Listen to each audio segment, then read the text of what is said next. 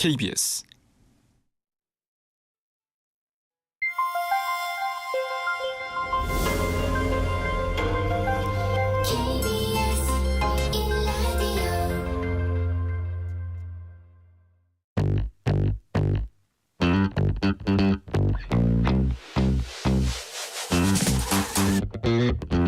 KBS 1라디오 뉴스레터 K.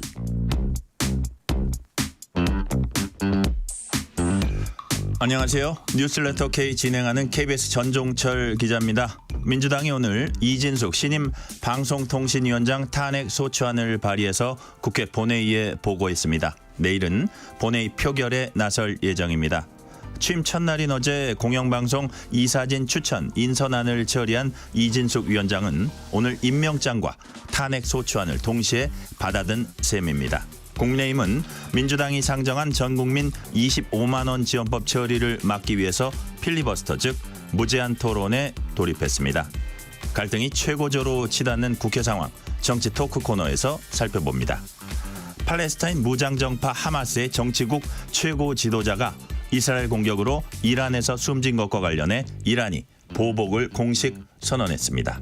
박현도 서강대 유로메나연구소 교수와 함께 전훈희 감도는 중동 정세 짚어봅니다. 문자샵 9730 짧은 문자 50원 긴 문자는 100원 어플리케이션 콩으로 보내시면 무료입니다. 유튜브 KBS 1라디오 계정 채팅으로도 얘기 나누실 수 있습니다. 문자 보내주시면 추첨을 통해서 커피 쿠폰 보내드릴 테니까요. 여러분의 이야기도 많이 들려주세요. 뉴스레터 K 지금부터 시작합니다.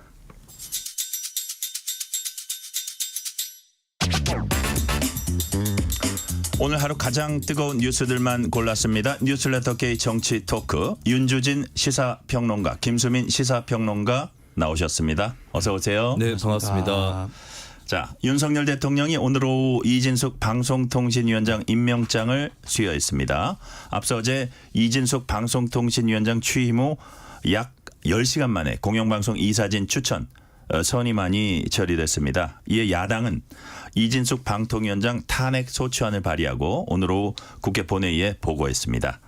방통위원장 임명 하루 만에 탄핵 소추안 발의한 건데 내일 표결할 것으로 보입니다. 김수민 평론가님, 탄핵 소추안 발의 배경 좀 설명해 주세요. 네, 일단 민주당은 탄핵 소추안에 대해서 일관되게 얘기를 해왔던 거는 2인 체제에서 방통위가 주요 안건을 의결하는 것은 그릇되었다라고 하는 그 논리를 펴고 왔고, 앞서서도 이제 2명의 방송통신위원장을 상대로 탄핵 소추를 추진했는데 그 과정에서 본인들이 자진 사퇴를 했었죠. 이번에도 비슷한 과정을 밟고 있는 것이고, 또 하나의 이유가 MBC의 박문진 이사 일부가 방송통신위원회 의결을 할 때에 이제 이진숙 위원장에 대한 기피 신청을 냈는데도 불구하고 본인이 그 표결에 참여를 해서 기피 신청을 기각시켰다라고 하는 부분, 이 부분까지 포함해서 탄핵 소추의 사유로 민주당에서는 보고 있습니다.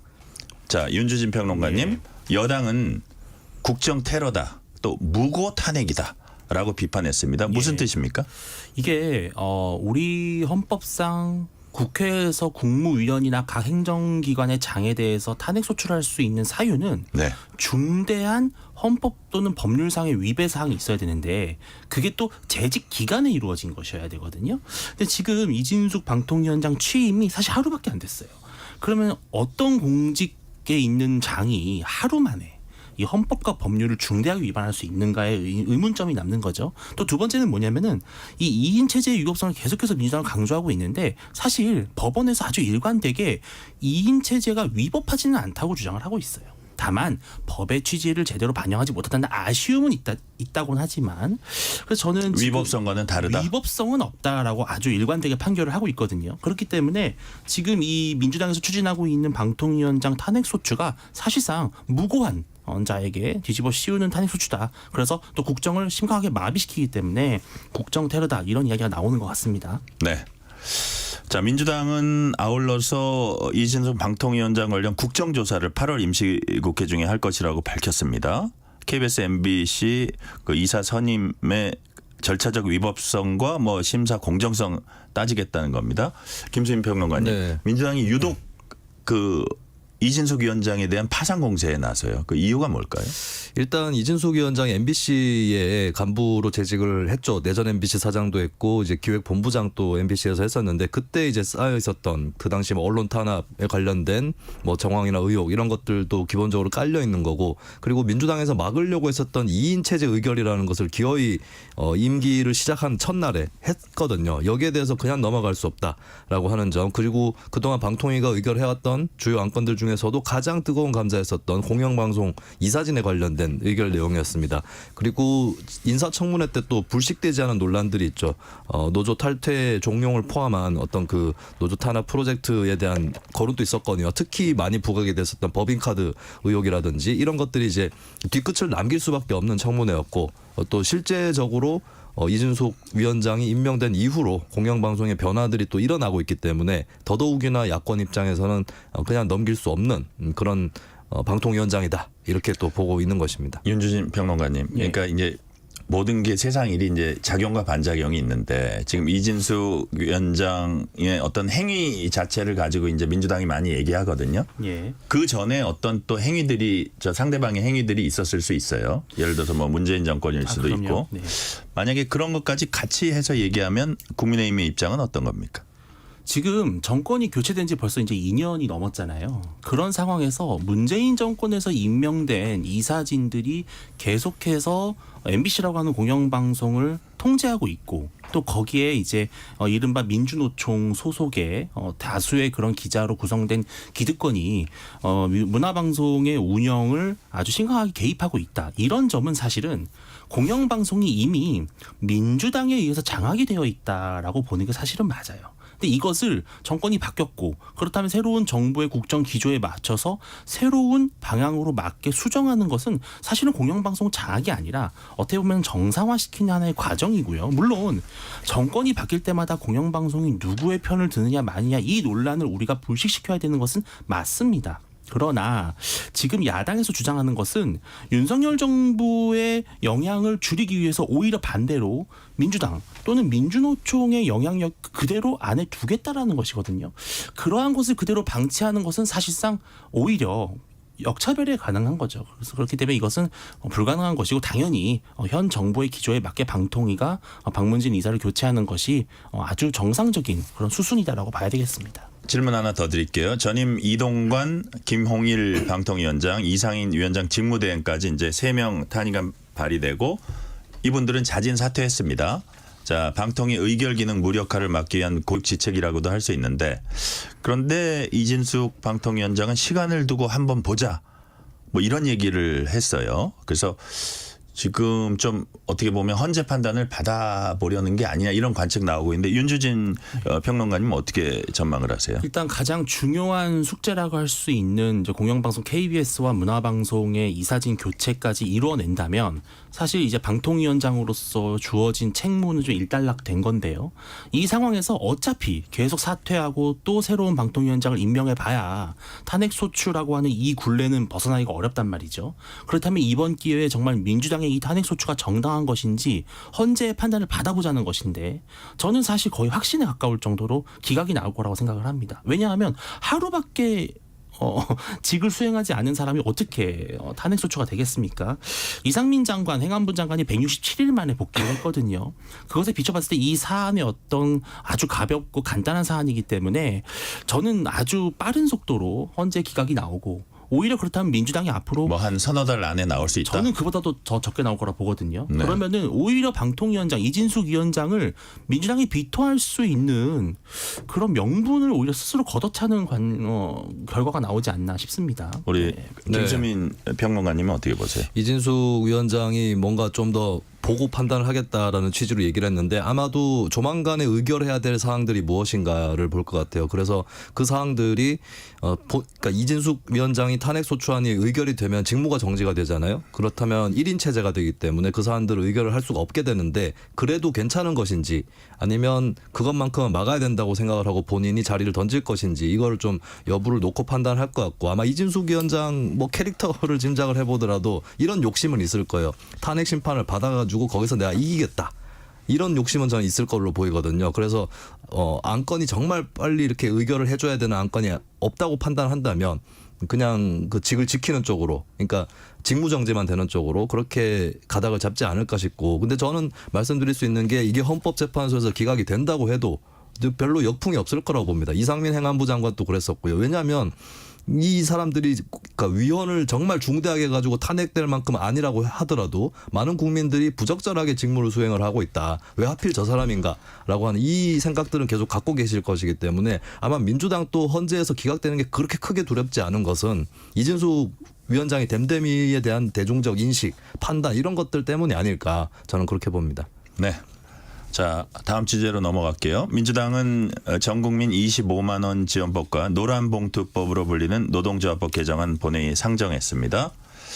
자, 국민의힘은 현금 살포법, 파업조장법이다. 또 경제망치고 위헌 소지 뚜렷한 반시장, 반기업, 반경제 악법이다. 이렇게 비판을 했습니다. 자, 강행처리와 제2요구권 행사가 도돌이표처럼 반복되는데 우리 김수민 평론가님 보시기에 이런 것들이 반복되면 여야의 어떤 정치적 득실 어떨 것 같아요? 둘 다 패배자? 하나는 승자 패배자? 어떻게 될 것 같아요? 둘 다 패배자로 갈 수밖에 없는 거겠죠. 더 패배자가 누굴까요? 국회는 다수 의석을 갖고 있는데 법안을 통과를 시켜봤자 대통령 거부권에 막혀서 통과가 안 되는 상황이고 대통령은 대통령대로 이제 법안 거부권 행사를 남발하게 되면 사실 정부에서 추진하는 것을 국회 동의를 받아서 이루는데 굉장히 지장이 있겠죠. 그런 의미에서는 양쪽 다 되는 일이 없는 그런 상황이기 때문에 둘 다 패배자인데, 근데 저는 굳이 따지자면 대통령 쪽에 부담이 더 클 수밖에 없다고 봐요. 국정을 운영하는 왜냐하면 중심이니까. 예, 사실 한국의 많은 시민들의 인식에서도 대통령제라는 건 다들 알고 계시는 거고, 그러면 아무래도 책임을 대통령 쪽에 더 묻게 돼 있거든요. 예, 그런 의미에서는 대통령 쪽에 부담이 더 클 수밖에 없고, 만약에 대통령이 국회 다수파인 야당한테 어느 정도 밀리는 모습을 보여준다면 그러면 오히려 국민들이 그럼 국민의힘 쪽에 좀 힘을 실어줄까 이렇게 생각을 할 수도 있는데, 법안 거부권이라는 대통령의 굉장히 절대적인 힘을 계속 행사하는 모습을 보면 국회에서 민주당이 아무리 의석이 많아도 강자는 대통령으로 비춰지게 되는 거거든요. 그러니까 더 부정적으로 본다? 예, 저는 예전에 여소야대 시절에 대통령들이 어느 정도 좀 그런데 이미지 메이킹에 능한 구석이 있었어요. 대통령이 적당히 좀 밀려줌으로써 국민들한테 대통령한테 힘 좀 실어줘야겠다. 이렇게 생각을 좀 유도하는 그런 힘들이 있었는데 윤석열 대통령이 그게 보이지 않는다. 그 점에서는 저는 굳이 따지면 대통령 쪽에 더 불리하게 작용을 할 거라고 생각을 합니다. 우리 윤주진 평론가님은 어떻게 보세요? 최해병 특검 같은 경우는 아무래도 이제 순직 해병이 관련된 사안이다 보니까 국민들이 조금 더 정서적으로 반응을 할 가능성이 좀 있다고 봐요. 네. 그래서 부담감이 좀 있죠. 사실 그것 때문에 국정에 부담이 있는 것도 맞고요. 그런데 저는 이 25만 원 지원법과 노란봉투법 같은 경우는 오히려 거부권을 행사하는 것에 더 많은 점수를 국민들이 주지 않을까라고 생각을 합니다. 왜냐하면 지금 1인당 25만 원 지원 같은 경우는 여론조사를 살펴보면은 오히려 반대가 높아요. 즉 이것이 별로 그렇게 국가 경제에 큰 도움이 되지 않는다라는 인식이 팽배해 있고, 이미 국가 부채가 1,000조를 넘어가는 상황에서 또 13조 원의 국채를 발행한다? 국민들이 결국 다 떠안아야 될 비폭탄이다라고 하는 인식들을 지금 하고 계시고요. 또 노란봉투법 같은 경우는 이미 지금 중대재해처벌법 같은 그런 아주 기업들에게 부담을 주는 법안들로 인해서 대기업뿐만이 아니라 일선의 중소기업에서도 상당한 혼란이 있습니다. 이러한 것들을 경험하고 있는 국민들의 입장에서는 어떤 노조의 불법 파업을 좀 조장할 우려가 매우 심각한 그런 노란봉투법 같은 것들은 거부권을 행사하는 것이 오히려 우리 국가 경제에 더 도움이 되지 않을까라고 국민들은 판단할 거라고 저는 예상을 합니다. 제가 이 대목에서 윤주진 평론가님께 좀 다른 시각에서 질문 하나 드릴게요.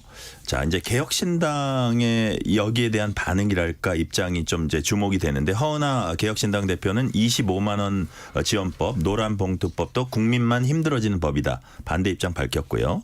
또 개혁신당은 방통위원장 탄핵에 대해서도 탄핵 만능주의의 정치가 실종됐다. 이렇게 비판을 했습니다. 이런 것들이 나중에, 그리고 요번에 그 개혁신당 그 이준석 의원이 전직 대표죠.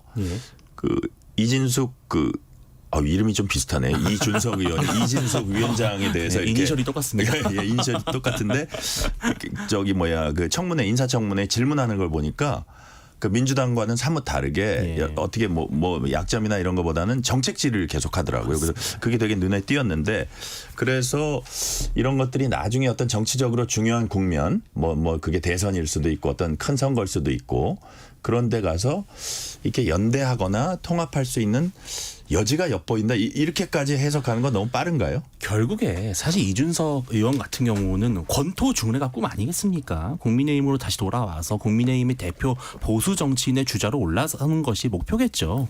개혁신당의 탄생 배경 자체는 사실은 윤석열 대통령과 이준석 전 대표의 갈등이 가장 큰 요인이었는데 다음 선거에서는 사실 그런 요인들이 사라지죠. 그렇다면 얼마든지 지금부터라도 정책적으로는 보조를 맞출 수 있고 이렇게 25만 원 지원 이런 것들에 대해서 개혁신당이 또 원칙을 갖고 임해준다는 것 자체는 그래도 우리 의회의 어떤 균형추 역할로서는 중요한 그 책임을 다하고 있다. 저는 그렇게 평가합니다. 자, 다음 질문은 제가 김수민 평론가께 드릴게요. 윤석열 대통령이 김문수 경제사회노동위원장을 고용노동부 장관 후보자로 지명했습니다. 대통령실은 정부의 노동개혁 과제 완수할 적임자. 예컨대 뭐 젊어서는 어떤 노동 현장에서 잔뼈가 굵었고 그 이후에 입법, 행정 분야에서 아주 풍부한 경험을 지니고 있다. 이러면서 이제 적임자 평가를 했는데 야당은 지명 철회를 요구했습니다. 야당이 김 후보자 인선 반대하는 이유 뭔가요? 이 노동부 장관으로서는 사실 노사정의 대타협이라든지 이런 것들을 추진할 필요가 있는데 김문수 위원장이 거기에 적임자였느냐 했을 때 특히 박근혜 전 대통령 탄핵 반대 집회 이런 데 참여를 하면서 강경 거의 극우에 가까운 보수 성향 정치인으로 기울어졌었고 그리고 최근에도 경제사회노동위원장을 했지만 뭐 이렇다 할 성과라든지 이런 것들이 없었거든요. 그리고 그동안 했던 여러 발언들을 보면은 오히려 노사 간의 갈등을 더 부추길 수 있는 그런 발언들이랄까요? 이런 것들도 많이 있었고 최근에는 또 그 파업에 대해서 손해배상 이런 것들을 굉장히 중시하는 발언을 했는데 사실 노란봉투법의 주요 골자는 손해배상을 막는 게 아닙니다. 손해배상을 할 때 개개별로 책임을 따져서 거기에 맞게 한다는 민법에 있는 원리하고 거의 비슷한 거거든요. 근데 여기에 대해서 그냥 파업에 대해서는 손해배상해야 된다. 이렇게 맞받는 것이 과연 노동 현안에 대한 이해가 있는 것이냐. 이런 의구심을 낳을 수밖에 없는 인물 아닌가. 오히려 김문수 위원장을 노동부 장관으로 임명한다고 하는 것은 노동계 입장에서는 한번 싸워보자는 거냐. 이렇게 받아들이게 되는 거거든요. 그렇다면 현재 이렇게 여러 가지 노사정이 좀 합을 맞춰가지고 밀려있는 숙제들을 풀어야 되는 시점에 적격자인가. 여기서는 큰 의문이 제기될 수밖에 없죠. 자, 그렇다면 윤주진 평론가님. 대통령실에서 이 시점에 김문수 노동장관 카드를 꺼내든 이유가 있을 거예요. 뭐라고 보세요?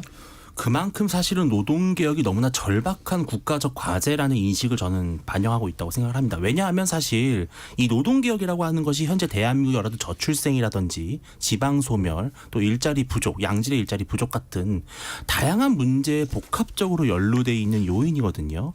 사실은 박근혜 정부에서부터도 추진을 했어야 될 일이지만 시기를 놓쳤고 또 문재인 정부에서도 이제 차일피일 미뤄졌는데 저는 물론 그렇습니다. 그 김문수 후보자의 어떤 발언들이 국무위원으로서 국민 통합이라든지 또 여야의 어떤 협치에는 조금 부담이 될 수 있어요. 다만 이분 자체가 일단 위장취업 노동운동의 거의 원조에 가깝고 그 현재로서 가장 중요한 노동개혁 특히 이중구조를 타파하는 강도 높은 개혁을 추진할 수 있는 적임자 그러한 추진력을 가진 사람은 조금 그래도 좀 강경한 힘을 가진 그런 후보자가 필요하지 않나 이런 판단에서 저는 장관으로 임명을 했다고 평가합니다. 자, 다음 질문은 국민의힘으로 가봅니다. 국민의힘 당직 인선 문제. 자, 이것도 상당히 중요한 문제인데 오늘 워낙 국회에서 뭐 이런저런 중요한 문제가 많다 보니까 지금에서야 이제 질문을 드리네요. 한동훈 국민의힘 대표가 정점식 정책위 의장과 별도로 만난 것으로 알려진 가운데 당직 개편과 관련해서 우리 당이 민심을 잘 받들어서 잘 진행한다. 진행하겠다 이렇게 말을 했습니다. 근데 지금 뭐 일부 정점식 정책위 의장이 사퇴하기로 했다 이런 얘기도 일부 지금 들리고 있는데요. 그 부분은 저희가 조금 이따 더 확인을 해보고요. 자, 정점식 교체 그러니까 이제 만약에 교체된다 안 된다 이 부분은 확인을 해보지만 우리 윤주진 평론가님 이게 당위에 있어서 일단 새술은 새 부대에 담아라. 새로운 대표가 왔는데 이 대표가 임명하지 않은 주요 당직자가 있는 거는 아무래도 어색하다. 어떻게 보세요? 이 부분은? 원칙론적으로 봤을 때는 그 평가가 맞을 겁니다. 왜냐하면 워낙에 한동훈 후보가 대표가 압도적인 득표율로 당선이 됐기 때문에 한동훈 대표와 불협화음을 낼 수밖에 없는 정책의장이다라고 한다면은 저는 꼭 당내를 떠나서 당원들이나 지지층에서도 불편하게 여길 것 같아요. 그런데 그 결과와 관계없이 네. 절차가 좀 너무 거칠지 않았나라는 아쉬움이 있어요. 뭐냐 하면 이 정치가 물밑 협상이라든지 대화 또 어떤 공감대를 형성해 가는 그런 과정이 필요하잖아요. 한동훈 대표가 물론 당대표가 됐지만 엄연히 윤석열 대통령이라고 하는 이제 그 여당의 가장 큰 정치인이 있고 그런 과정에서 정 의장에게 일괄 사퇴라고 하는 어떤 일방적인 그러한 통보식으로 이루어졌기 때문에 이것이 저는 이제 정 의장이 사퇴를 했다라는 보도가 나오고 있는데요. 그렇지만 결국은 아주 불편한 불씨를 남겨놓고 마무리가 되는 것이기 때문에 이것이 언제 또 다른 갈등으로 커질지 모른다. 조금 더 좀 더 원만하게 처리할 수 있었지 않았나 하는 아쉬움이 남습니다. 뭐 바꾸는 것 자체는 뭐 이해할 수 있으나 좀 더 원만하게 기술적으로 했으면 더 어떤 이른바 친한 친윤 갈등의 요소도 더 불식시킬 수 있었다. 예. 김수민 네. 위원장님 어떻게 보세요?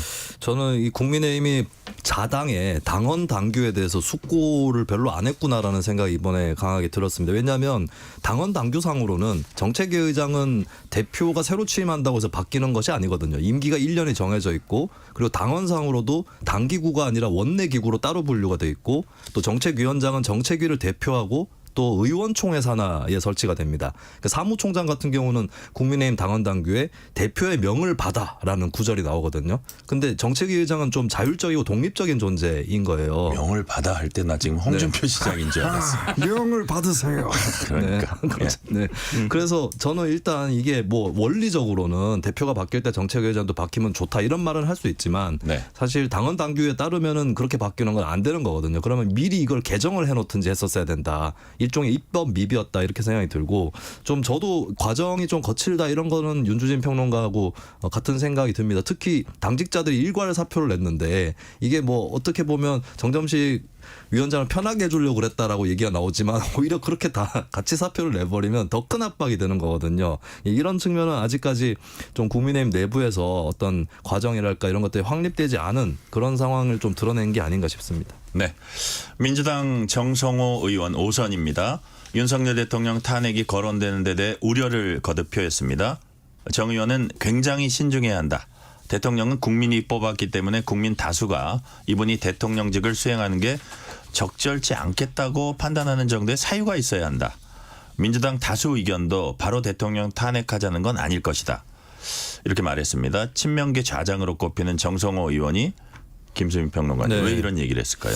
원래 정성호 의원이 뭐 최근 들어서 좀 바뀐 게 아니라 예전에도 이런 역할들을 수행을 했었어요. 지난 지방선거 때 민주당이 패배를 했을 때도 검수완박 추진이나 이런 건 잘못했다라고 반성적인 평가를 내놓기도 했었고 아마 이재명 대표하고 전 대표하고 가까웠던 것도 이전 대표도 그런 정성호 의원에 대해서 좀 강점이랄까 이런 것들을 또 생각했기 때문에 가까운 사이가 아니었나 싶습니다. 그래서 정성호 의원의 뭐 예전하고 비슷한 행보라고 볼 수 있는데 남아있는 관건은 이전 대표하고 정 의원의 관계일 것 같아요. 여전히 이전 대표의 하나의 어떤 이전 대표 안에도 강경파가 있고 온건파가 있을 수 있잖아요. 사람 한 사람 안에도. 네. 근데 그중에 온건한 쪽을 대변해주는 그런 역할을 하고 있는 것인지 아니면 두 사람의 관계가 조금 멀어지는 것인지 이 부분은 알 수는 없는데 어쨌든 저는 그 당에서 방향의 중심을 잡으려면 비주류 역할도 중요하지만 주류 스스로가 좀 이 중심을 잡아주는 거 이게 굉장히 중요하거든요. 왜냐하면 네. 주류에서 결정을 해줘야 당의 결정이 되기 때문에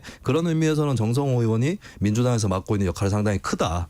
이렇게 평가를 하고 싶습니다. 동의하십니까 윤주진 평론가님? 저는 아까 말씀하신 포인트 중에 과연 정성호 의원이 지금 현재도 친명 좌장인가? 저는 좀 의심이 돼요. 왜냐하면 이제는 이재명 대표에게는 좌장이 필요 없습니다. 일극체제에서는 본인을 대체할 수 있는 좌장이 굳이 있을 필요가 없고요. 지금 대북송금 기소까지 돼서 재판까지 되는 마당에 이재명 대표의 사법 리스크는 상당히 이제 죄어오고 있거든요. 그런 상황에서 정성호 의원의 이러한 발언이 이재명 대표로서는 참 한가하다 이렇게 표현을 하지 않을까 싶습니다. 네. 자, 국회 법사위원회에서 안건을 야당이 단독 처리하려는 데 대해서 여당 의원들이 강력히 반발하는 과정에서 민주당 소속 정청래 법사위원장이 국민의힘 곽규택 의원에게 퇴거 명령 내렸습니다. 이에 곽규택 의원이 지가 뭔데 라고 했고 이에 정청래 위원장은 지가 뭔데 발언을 사과할 때까지 곽규택 의원 발언권을 정지한다고 말했습니다. 국민의힘 그러니까 정 의원을 빌런, 악당 이라고 한다고 이제 비난을 했고요. 자, 이런 조롱과 모욕의 정치. 윤주진 평론가님, 그 속내가 뭘까요?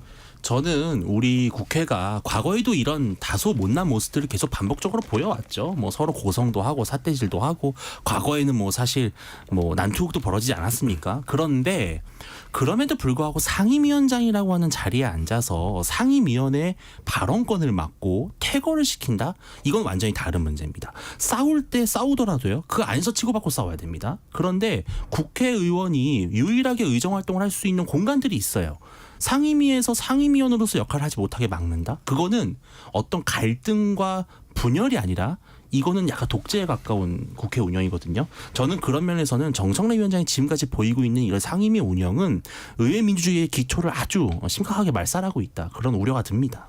제가 김수민 평론가께는 네. 이 사안 관련해서 이런 질문을 드릴게요. 그러니까 나의 극성 지지층만 바라보고 간다. 그러면 내가 저쪽은 필요 없다. 그러니까 나를 열렬히 지지하는 쪽만 바라보고 가면 나는 적어도 이 당내에서 내가 또 재선되고 또 공천을 받고 하는 데 있어서 도움이 된다. 네. 이런 계산을 하고 있다는 분석도 있거든요. 그런 네. 부분에 대해서 어떻게 보세요? 지금 국회에 뭐 전 여야 할 거 없이 여러 의원들이 그런 계산에 좀 기반해서 움직이는 거라고 보여져요. 사실 국회에서는 그 뭐 청문회 때도 그렇지만 아주 객관적이고 건조하게 사실관계들을 잘 파악해가지고 정리하고 폭로하고 이런 것들만 잘 해도 사실 국민들은 많이 알아줍니다. 예전에 청문회 스타 하면은 우리가 원조로 노무현 전 대통령 기억을 하는데 노 전 대통령이 상대방 군사 독재 정권 관계자들 상대로 모욕을 가하거나 뭐 인신공격을 하거나 뭐 정주영 증인이나 장세동 증인한테 그렇게 하지 않았었거든요. 딱 요점과 핵심을 짚어나가고 예리하게 파고드는 이 모습에 국민들이 열광을 했던 것인데 사실 다수 국민들을 믿는다면 굳이 안 해도 될 발언을 하거나 뭐 인신공격을 하거나 이러지 않아도 될 거예요. 근데 그게 아니라 아무래도 강성지지층 눈에 띄는 거 이게 더 중요하다고 생각이 되면 그리고 이게 또 악순환인 게 한 명, 두 명 의원이 그래 버리면 같은 당의 다른 의원도 경쟁적으로 나서고 그러면 상대 당의 의원이 그렇게 나오면 우리 당 쪽도 그렇게 해봐야겠다 이렇게 돼 버리는 거거든요. 그럼 악순환이 계속되네요. 그렇죠. 여기서 좀 이 고리를 끊어줬으면 좋겠고 저는 누가 더 잘못했다 이거를 뭐 판단하고 싶진 않은데요. 근데 조금 더 힘이 있는 쪽에서 신경을 써주는 게 좋겠다. 아까 제가 대통령 국회 갈등에서도 자꾸 대치를 하면 대통령이 더 피해를 본다, 손해를 본다고 했듯이 그러면 이제 상임위원장 쪽에서 조금 더 신경을 써주는 게 더 낫지 않을까 생각을 합니다. 오늘은 여기까지 말씀 듣겠습니다. 윤주진 시사평론가, 김수민 시사평론가였습니다. 말씀 감사합니다. 네, 고맙습니다. 감사합니다. 실시간 교통정보 듣고 오겠습니다. 라디오 교통정보센터 임초희 리포터 나와주세요. 네, 이 시각 교통정보입니다. 수도권 제1순환고속도로 구리에서 일산 쪽으로 고양 분기점 부근에서 사고 있었고요. 뒤로 노고산 1터널부터 정체입니다. 일산에서 판교 쪽 자유로에서 김포, 다시 김포 요금소에서 송내까지 길게 정체고요. 더 가서는 하계 분기점에서 청계터널 부근까지 제속도 못 냅니다. 경부고속도로 서울 쪽은 입장휴게소에서 안성휴게소 쪽으로 정체 구간 길어졌습니다. 안성휴게소에서는 3개 차로 막고 사고 처리 중이고요. 이후 기흥에서 수원, 서울 요금소에서 판교 진출로, 그리고 양재에서 반포 나들목까지 각각 정체가 심합니다. 서울 시내 분당 수서로 청담대교 쪽으로 복정에서 탄천 1교까지도 정체가 심한데요. 이 사이에 수서 부근 2차로에서 사고 발생했습니다. 강변북로 일산 쪽으로는 잠실대교에서 난지 나들목까지 많이 밀리고요. 서강대교 지나서는 1차로에 고장난 차 있어서 잘 살펴서 지나셔야겠습니다. KBS 교통정보센터였습니다.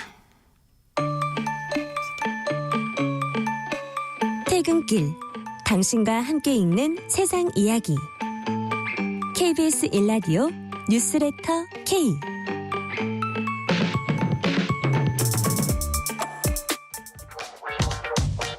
뉴스의 진수를 보여주는 인터뷰. 뉴 진수. 지난달 29일 국회 정보위원회는 국정원의 보고를 받고 북한 동향 관련 새로운 정보를 일부 공개했습니다. 북한 김정은 국무위원장의 딸 주애가 후계자 수업을 받고 있다. 김정은 위원장이 새로운 약재를 찾고 있다는 등의 얘기입니다.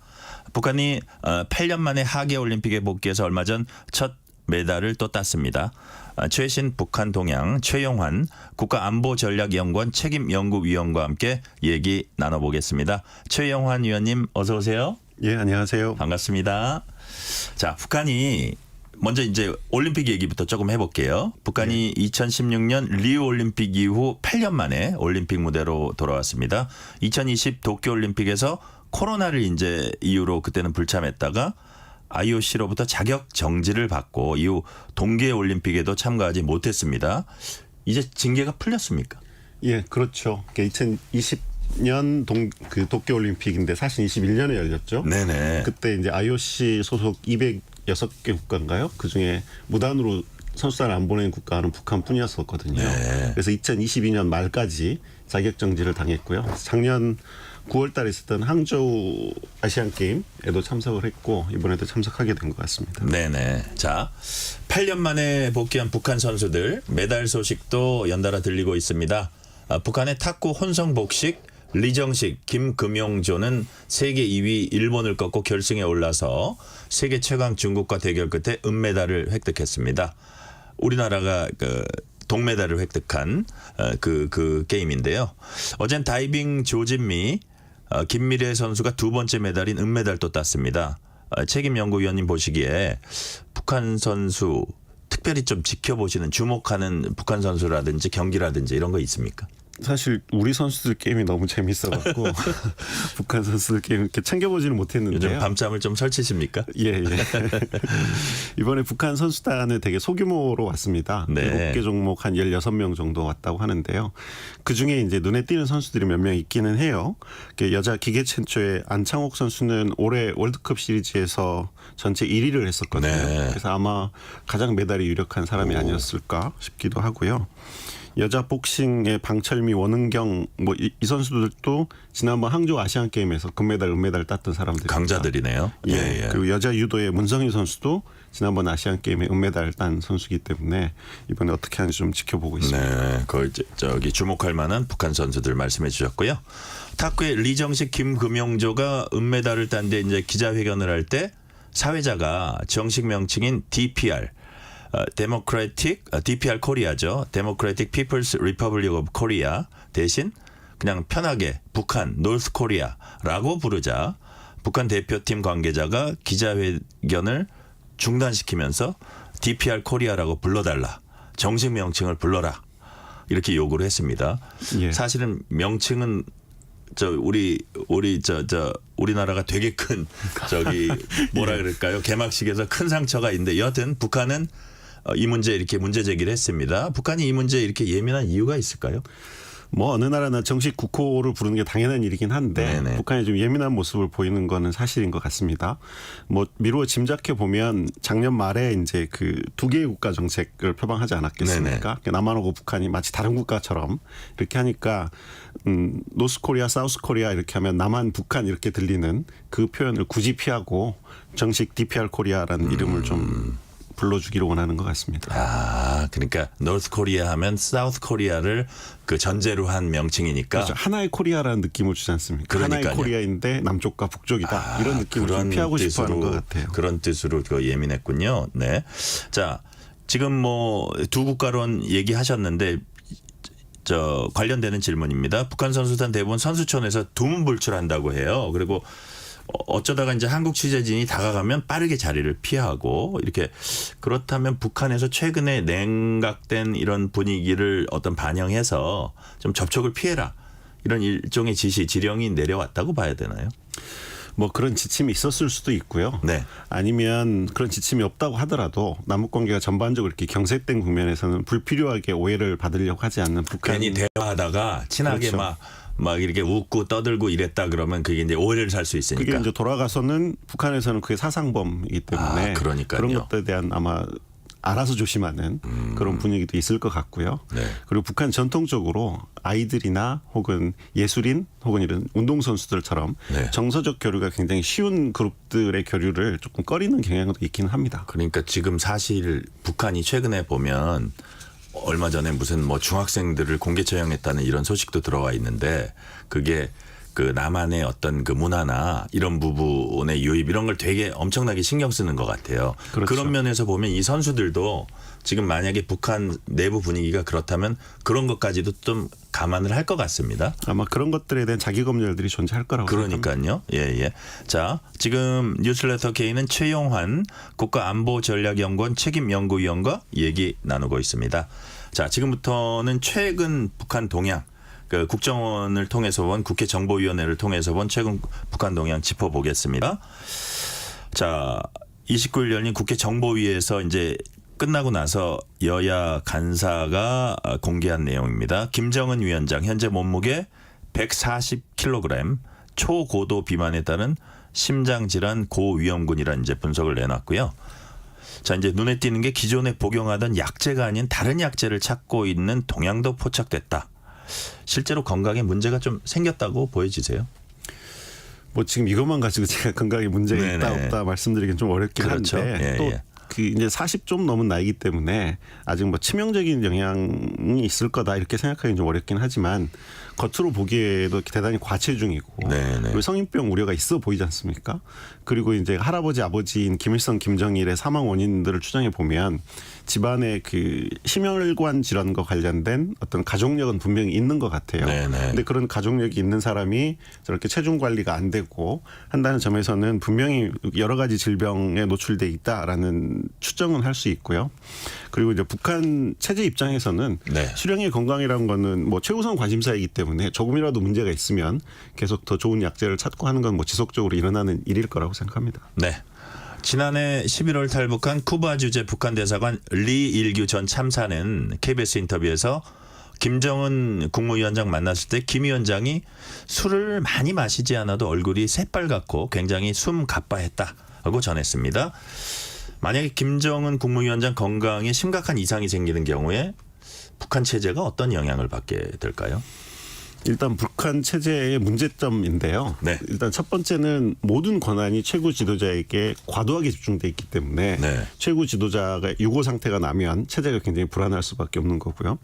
또 하나는 모든 국가는 최고 지도자를 재생산하는 그 방법이 제도화돼 있습니다. 예컨대 네네. 우리 같으면 대통령 선거는 어떤 사람이 나와서 어떻게 뽑는다라는 게 돼 있지만 북한은 어떤 사람이 최고 지도자가 다시 만들어지는지 재생산 과정이 제도화돼 있지 않아요.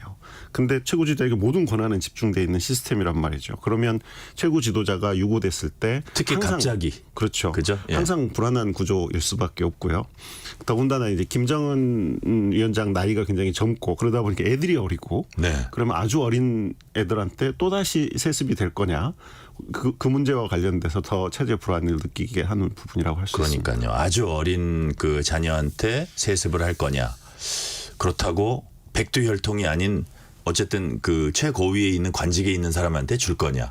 이거 정말 간단한 문제가 아닐 것 같고요. 자, 관련되는 질문 이어갈게요. 그래서 북한이 4대 세습을 사실상 공식화하고 있는 거 아니냐 이런 평가가 나오기 시작했는데요. 특히 이번 그 국회 정보위원회 국정원에 이제 보고를 받은 다음에 이제 일부 밝힌 그 국회 정보위원회에서 밝힌 내용을 보면 김정은의 딸 김주애가 북한 후계자 수업을 받고 있다는 동향도 이번에 알려졌습니다. 그동안 뭐 갑론을박이 많았어요. 과연 뭐 여성인데 그 특히 나이 어린 여성인데 예. 지금 공산주의 국가나 사회주의 체제에서 여성을 최고 지도자로 과연 할까 뭐 이런 얘기도 많았고 그랬는데 자, 국정원은 그러면서도 그 김주애가 북한 후계자 수업을 받고 있다는 동향을 얘기하면서도 다른 형제가 나설 가능성 플러스 최종적으로 후계자 확정하진 않았다. 여지는 남겨놨어요. 자, 네. 우리 위원님이 보시기에 김주애의 후계자 수업 정황 현재까지 어떤 정도 내용이 파악됐다고 보세요? 그 말씀하신 국정원 정보보고 내용을 보면 네.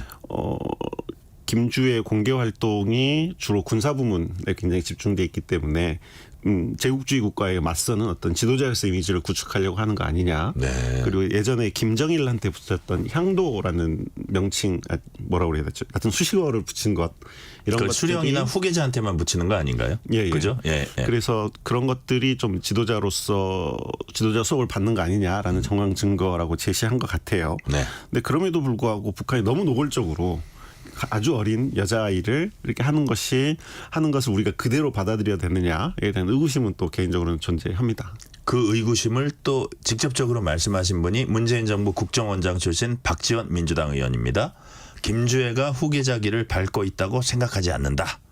또 북한과 같은 사회주의 국가에서 여성을 지도자로 내세운 적이 없다.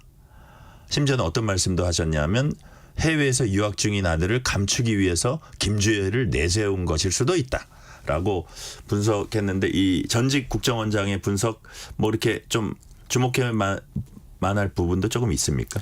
아직까지는 모든 게 가능성이긴 한데 네네. 어찌됐든 지적하신 부분들이 사실은 후계자로 인정하기 좀 어려운 요소들을 가지고 있는 건 사실이에요. 네. 그러니까 예컨대 미국 같은 나라는 굉장히 선진 국가임에도 불구하고 아직 200년 역사에 여성 대통령이 없지 않습니까? 근데 북한은 사실은 미국보다는 비교할 수 없을 만큼 보수적이고 봉건적인 사회거든요. 그거는 사회 저변에 있는 문화적인 측면이기 때문에 그것을 극복해서 어린 여자아이가 후계자가 된다라는 건 굉장히 부담스러운 일이거든요. 네네. 그런 의미에서는 아직 조금 더 지켜봐야 될 부분이 있을 것 같고요. 결국에는 북한에서 후계자가 권력을 장악한다는 거는 지배그룹하고 어떻게 지배연합을 형성하느냐, 결탁할 수 있느냐의 문제이기 때문에 그거는 이제 후계자의 개인적인 정치적 역량의 문제이고 아직 김주애는 그 부분이 증명된 부분은 없습니다. 네. 김정은 나이 올해 40살, 40세입니다. 최근 북한 공식 석상에서 간부들이 김정은 위원장 얼굴이 새겨진 배지 달고 있는 모습 포착됐습니다. 아버지 김정일이 우상화 작업 시작한 게 50세. 그러니까 김정은이 10년 더 일찍 진행하고 있는 셈인데 이렇게 김정은이 우상화 작업 후계 구도 짜기에 속도전을 내는 이유. 뭐 건강도 있고 여러 가지도 있다고 봅니까? 어떻게 보세요? 이제 자기 색깔의 정치를 하고 싶어 하는 것 같아요. 그게 크군요. 2012년 말에 아버지 김정일이 죽고 이제 2013년 초에 이제 집권을 했지 않습니까? 네. 그러니까 집권 한 10년 차쯤 돼서부터 시작해서 김정은 우상화가 점점 본격화되는 것 같고요. 지금 점점 가속도를 내고 있는 것 같습니다. 네. 자, 북한 홍수 소식 최근에 잠깐 살펴보고 갈게요. 이번 장마로 인한 북한도 피해가 매우 컸던 것으로 보이는데 북한 압록강역 홍수 어느 정도 심각한 상황으로 파악이 되고 있습니까? 일단 북한 보도를 보면 신우주하고 의주에서 4,100세대 정도의 산림집 그리고 3,000 정보 정도의 농경지가 침수됐다라고 네. 이야기를 합니다. 그리고 사진들도 이렇게 게재를 해놨는데 뭐 잘 아시는 것처럼 북한이 산림 황폐가 굉장히 심각하고요. 그 산림이 황폐화 되다 보니까 토사가 유출이 돼서 주변 지역보다 강바닥이 높은 이른바 천정천이 굉장히 많아요. 그래서 한번 홍수가 나면 피해가 굉장히 큽니다. 네. 그래서 2021년에 미국 국가정보국이 전 세계에서 기후변화에 가장 취약한 국가 11개를 골랐는데 북한이 거기에 포함되어 있었어요. 그러다 보니까 북한이 보여주는 것보다 어쩌면 그 피해는 더 클 수도 있다라고 생각합니다. 김정은 위원장이 피해 현장에 머물며 회의도 하고 현장을 살폈습니다. 특히 그 김정은 위원장이 뭐 리태섭 사회안전상 경제를 하기도 했고요.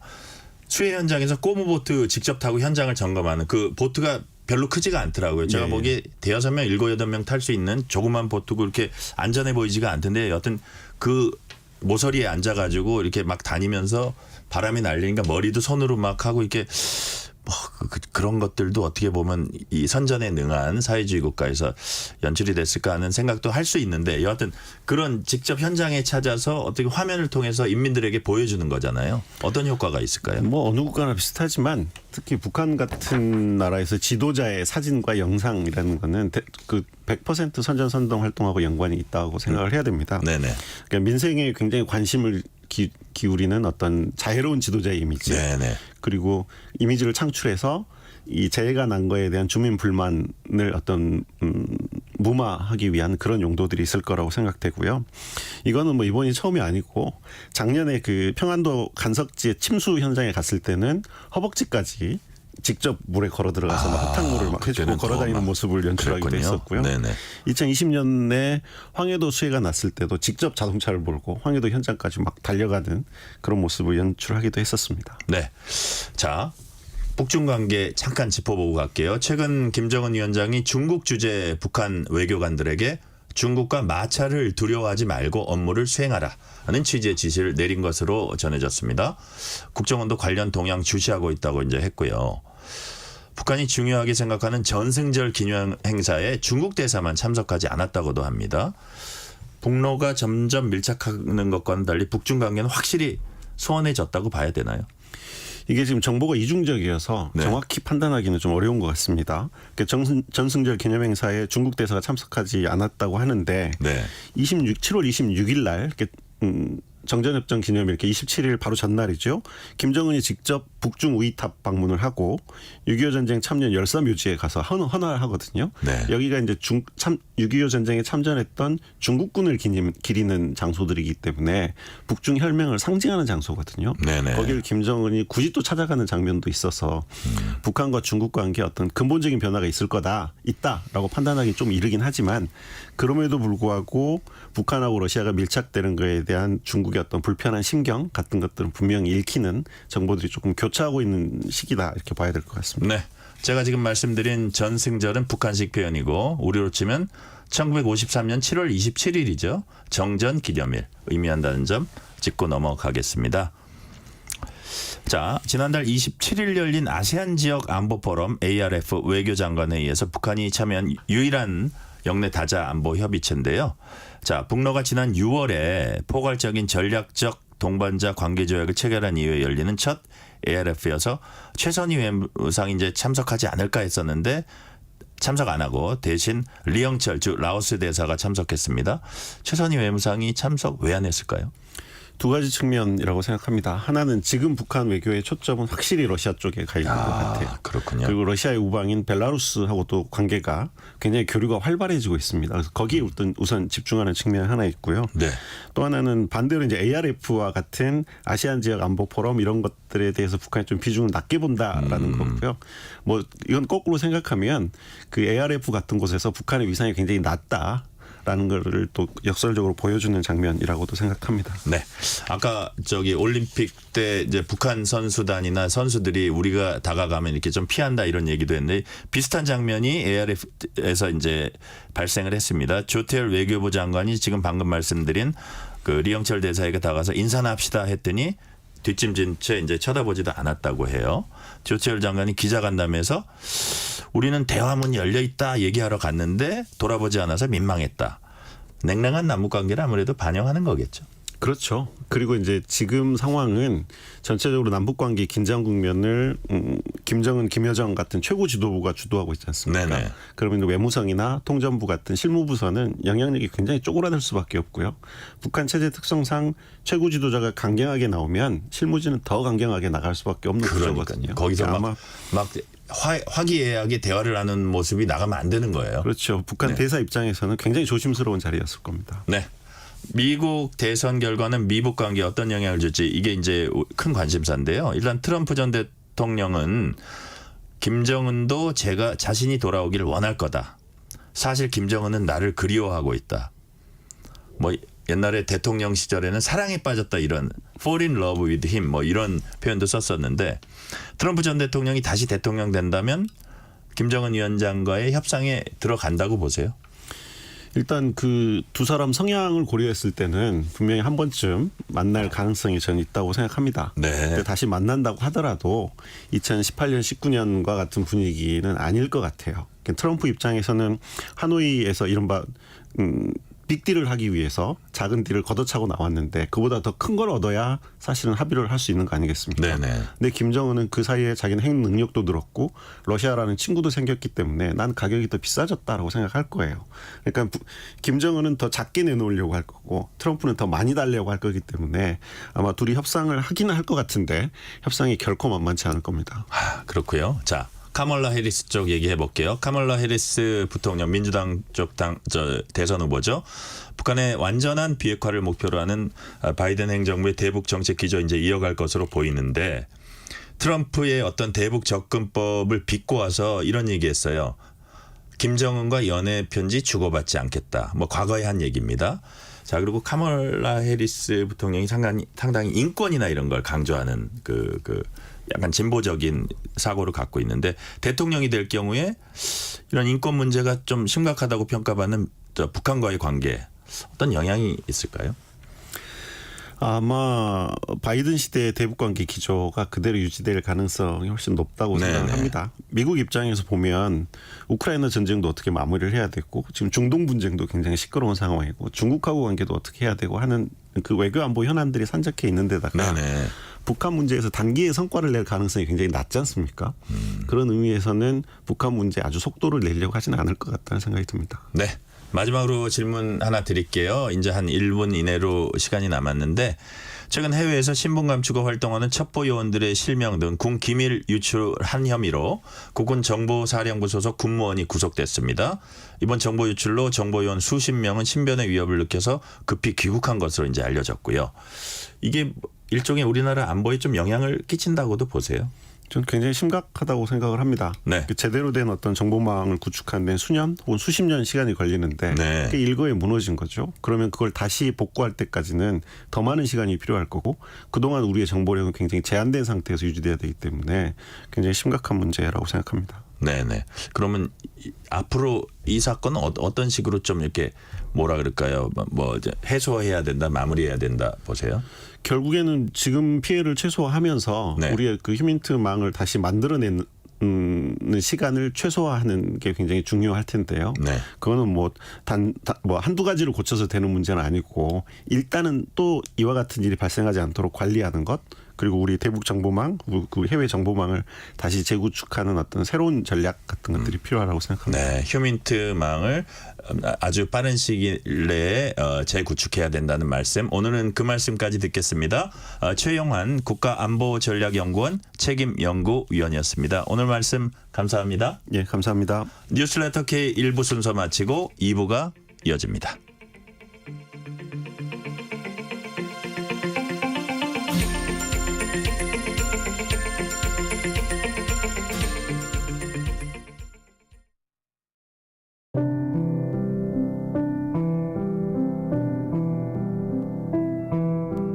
KBS 라디오 연중기획 희망충전 대한민국 올림픽 기념 특집 방송.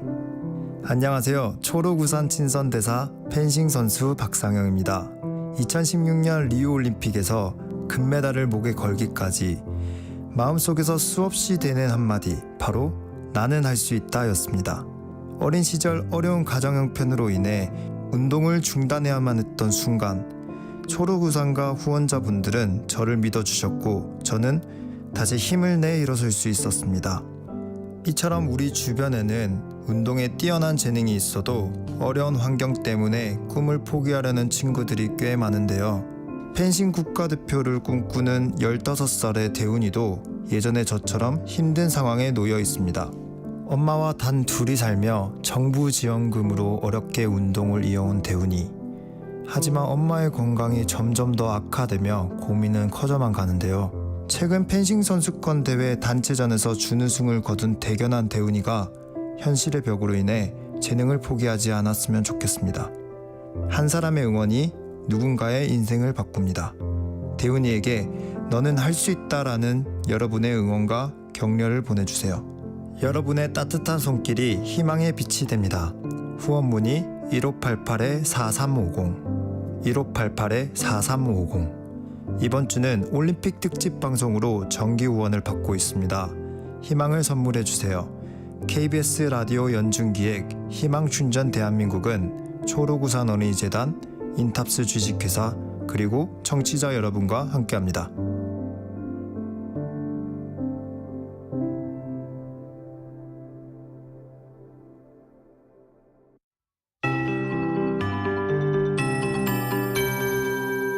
KBS 58분 날씨.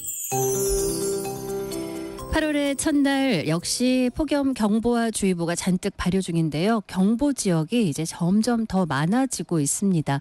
오늘 강릉이 37도까지 올랐습니다. 경주도 36.9도를 기록했고 서울은 33.2도까지 올랐는데요. 대부분 이렇게 폭염특보 유지되면서 최고 체감온도 35도 내외까지 당분간 낮에 기온이 쭉 유지가 되겠습니다. 열대야가 서울은 11일째 이어지고 있습니다. 내일 아침 최저 기온 서울, 대전, 광주, 대구, 제주 27도. 10도로 예상이 되고요. 강릉은 내일 아침 최저기온 29도나 되겠습니다. 내일 낮 기온은 전국이 30도에서 37도 분포로 서울이 32도, 세종, 대전, 제주 34, 광주, 강릉 35, 36도 각각 보이겠고 대구는 37도까지 오르겠습니다. 미세먼지 농도 무난한데요. 오존 농도는 일부 남부 지역이 내일 오후 일시적으로 나쁘겠고요. 중부지방은 내일 가끔 비 예보가 있습니다. 내일 새벽부터 경기 북부, 오전부터 서울 등 그 밖에 중부지방에 5에서 40mm의 비가 가끔 내린 뒤 오후에 그치고 경기 북부와 서해우도는 60mm 이상까지도 내릴 수 있겠습니다. 남부지방은 내일과 모레 오후부터 저녁 사이 소나기가 지나겠습니다. 지금 서울 기온 32.6도입니다. 최영우였습니다.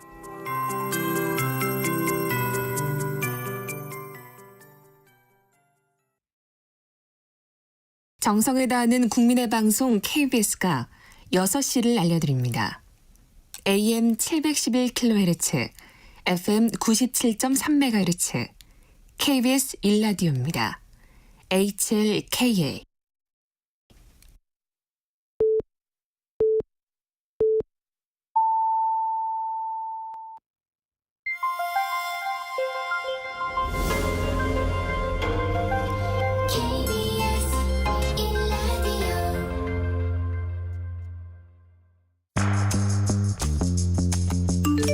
여러분은 지금 퇴근길 시사편지 한 장, KBS 1라디오 뉴스레터 K를 듣고 계십니다.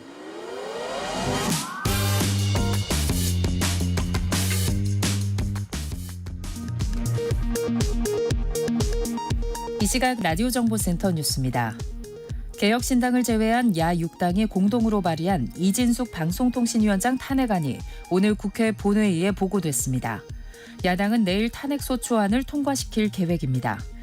한편 더불어민주당이 주도한 민생회복지원금법이 오늘 국회 본회의에 상정됐습니다. 국민의힘은 법안 처리에 반대하며 무제한 토론에 나섰습니다. 티몬과 위메프의 대규모 정산지연 사태를 수사하는 검찰이 본사 사옥과 경영진 자택 등에 대한 동시다발 압수수색에 나섰습니다. 공정거래위원회는 오픈마켓 사업자들을 만나 의견을 청취하고 대책 마련에 착수했습니다.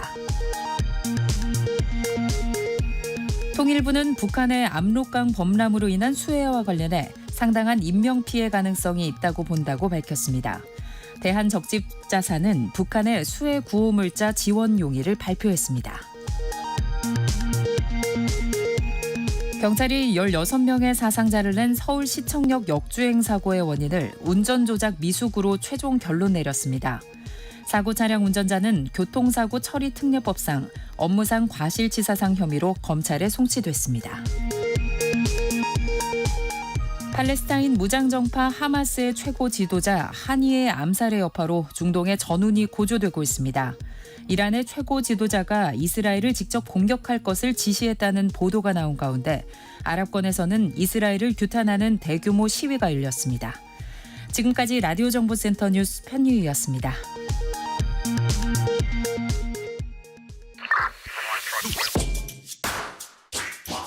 뉴스의 진수를 보여주는 인터뷰, 뉴진수.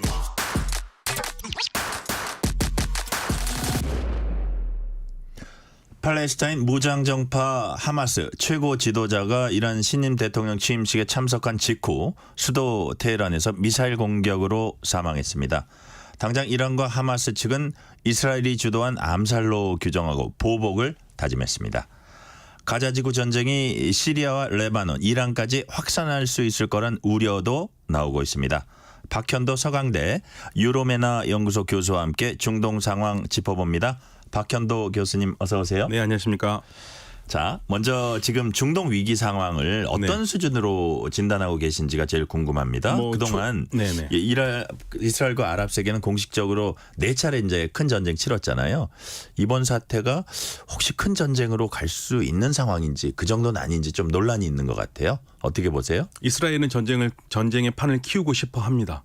이스라엘은요. 네, 이스라엘은 그래서 이스라엘이 원하는 것은 이스라엘을 침략한 하마스 그리고 이스라엘 계속 괴롭히고 있는 헤즈볼라, 후티 반군, 이라크 저항군의 그 뒤 배경에 이란이 있기 때문에 이란을 궁극적으로 이번 전쟁은 이란과 이스라엘 전쟁으로 생각하고 있고요. 네. 그래서 이란을 그림자 전쟁에서 끌어내서 직접적으로 한 판을 붙고 싶어하죠. 아, 그래요? 그런데 예, 이스라엘 혼자 싸우기는 어렵거든요. 그러니까 이스라엘이 이렇게 전쟁을 하게 하려고 하는 것은 궁극적으로 이스라엘이 혼자 이란과 싸울 수는 없습니다. 그럼 반드시 미국이 끼어들 수밖에 없고요. 미국을 끌고 들어가서 이란의 핵시설을 때리고 싶은 게 이스라엘의 궁극적인 목표이기 때문에 어떻게 해서 전쟁을 하려고 그러는 거고, 이란은 그걸 알기 때문에 어떻게 해서든지 자극은 받지만 참아서 전쟁을 안 하려고 그러는 거고요. 와, 지금 형국이 그렇군요. 네, 그런 형국입니다. 현재. 예. 그러니까 어떻게 보면 하마스 지도자를 어떻게 보면 뭐 겨냥해서 타격한 것도 네. 바로 그런 것들을 유도하기 위한 거였다. 뭐 그런 말씀이죠. 그렇죠. 그러니까 하마스 지도자 하니에가 그동안은 계속 까타르에 있었어요. 네네. 그럼 까타르에 있었을 때도 죽일 수 있었을 거 아닙니까? 근데 까타르에 있었을 때 죽이지 못하는 게 만약에 까타르에 있었는데 하니에를 죽였다. 그러면은 까타르와 관계는 완전히 틀어지고요. 그리고 주변 아랍 국가들도 가만히 있질 않죠. 이란으로 간 거를 주목하고 있었네요. 그렇죠. 그러니까 이스마일 하니에가 이란으로 가는 게 안전하다고 생각했을 거예요. 네. 그런데 이스라엘은 그걸 놓치지 않았고요. 그러면서 하니에를 그러니까 이스라엘이 가장 적으로 생각하는 이란의 적의 심장부에서 적의 지원을 받는 사람을 죽였다. 그러면서 전해주는 메시지는 정확하죠. 어느 나라도 너희들이 우리 손에서 벗어날 수 있는 안전한 나라는 없다. 아, 그걸 다 보고 있는 거예요. 그걸 보여준 겁니다. 아마 모사드의 정보력도 있을 거고요. 그렇죠. 그러니까 사실 이번 거를 이스라엘이 우리가 했다, 안 했다 이런 말을 전혀 안 하고 있는 거거든요. 뭐 어차피 다 인식하고 있고 사실이니까. 네, 굳이 뭐 확인해 줄 필요는 없기 때문에 안 하는 건데 네. 사실 네탄야후 총리가 미국에서 갔다 온 지 얼마 안 됐고요. 그리고 모사드의 책임자가 미국 CIA 국장을 만났거든요. 네. 그러니까 이런 사건에 뒤있었을 때는 적어도 미국은 지금 우리는 몰랐다고 하지만 알고 있었을 가능성은 있죠. 아, 그래요. 예. 자, 그렇다면 지금 이제 다시 한번 정리를 하자면 이란 대통령 취임식에 참석한 하마스 지도자가 테헤란 호텔에 머물다가 이스라엘 미사일 공격으로 숨진 상황. 근데 무슬림 세계에서 엄청나게 받아들이고 네, 있어요. 근데 정확하게 하면 호텔은 아니고요. 아, 호텔 아니에요? 호텔은 아니고 군사 기지일 겁니다. 군사 기지. 그러니까 군이 사용하는 예. 거주처. 그래서 저도 이제 아마 그 폭격이라고 하는 것을 사진을 확인을 했는데요. 예. 혁명 수비대가 쓰고 있는 그러한 건물인데 아파트처럼 생긴 건물인데 거기에 직격을 맞은 거죠. 그러니까 이건 사실은요. 우리로 치면은 우리가 외국 손님을 불러서 그런데 외국 손님인데 좀 작은 행사도 아니고 대통령 취임식. 중요한 행사인데 예. 다른 손님들도 아니고 이건 굉장히 중요한 행사고 신변이 위험한 사람이기 때문에 우리가 아주 아무도 모르는 우리 국민들도 모르는 안가에다가 모셔놨는데 그 안가를 때린 거예요? 그렇죠. 그러면 우리 입장을 반대로 생각하면요, 우리는 정말 치욕적인 거잖아요. 네. 안보가 그러니까 이란이 지금 그런 상황인 거예요. 네. 바꿔놓고 생각. 한이의 암살은 네. 이스라엘이 지난 2004년 하마스 창시자 아흐메드 야신을 살해했던 상황을 떠올리게 합니다. 네네. 당시 하마스 괴멸을 노렸지만 실패했어요. 네. 하마스는 결국 2006년 이후에 인구 200만 넘는 가자지구 이제 통치하게도 됐고요. 네. 자, 이번에도 하마스 체제 흔들기에는 역부족이다. 뭐 이런 평가도 나오는데 어떻게 보세요? 아니요. 그렇진 않아요. 지금 뭐 한이에가 죽었다고 그래가지고 하마스가 흔들리는 건 아니지만 네. 지금 현재 하마스의 지도부가 거의 지금 괴멸 상태가 있다고 생각이 됩니다. 왜냐하면 한이에도 죽었고요. 그리고 지난 7월 13일에 이스라엘이 가자 지역을 계속 폭격을 했거든요. 그런데 그때 이스라엘 쪽에서는 가자 지구의 지도자가 2명 있습니다. 네. 야흐야 시나와르하고요. 예. 그리고 무하마드 다이프가 있는데 이 무하마드 다이프 같은 경우에는 그 10월 7일에 그 이스라엘을 침략했을 때 그 모든 작전을 짰던 사람으로 보거든요. 근데 이 사람을 죽었다고 얘기를 했는데 죽었을 거라고 얘기를 했는데 하마스 쪽에서 확인을 안 해줬어요. 네. 근데 오늘 이스라엘에서 확인을 했습니다. 이 모하마드 다이프 죽은 거 확인했다고. 그러니까 지금 하마스의 지도부들도 가자에서는 이제 야흐야 시나와르만 남은 상태거든요. 그러니까 조직은 와해를 되고 있는데 그렇지만 네. 문제는 조직이 와해된다고 그래가지고 예를 들면 한이에가 죽었다고 그래가지고 하마스의 다른 지도자가 안 생기느냐. 바로 또 다음 지도자가 지금 거론되고 있거든요. 네네. 그렇기 때문에 지도자 죽는다고 해서 와해되지는 않습니다. 그러나 타격은 있겠죠. 네. 중동 전역에 이제 전운이 감돌고 있습니다. 하메네이 최고 지도자는 이스라엘 지목해서 핏값을 치르게 하겠다 이렇게 공언을 했습니다. 네. 지금 할 수 있는 대응 수단 어떤 게 있을까요? 일단은 지금 이란이 대응할 수단은요. 네. 마치 지금 너무 화가 나가지고 뛰어든다면은 이스라엘이 제일 원하는 그림이거든요. 그러니까 그걸 알고 있을 거 아니에요. 알고 있죠. 이란도. 그러니까 예. 지금 이란은 분명히 이번 그 사건 뭐로 어떻게 죽었는지 그거를 조사를 할 거예요.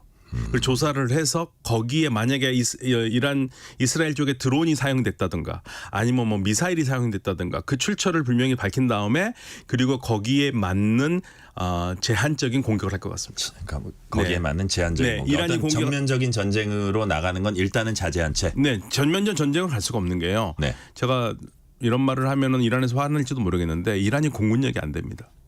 어차피 이스라엘하고 싸워도 공군력이 전면적으로 갈 능력이 안 돼요. 왜냐하면 이란이 가지고 있는 공군기들이요. 예. 다 구식이에요.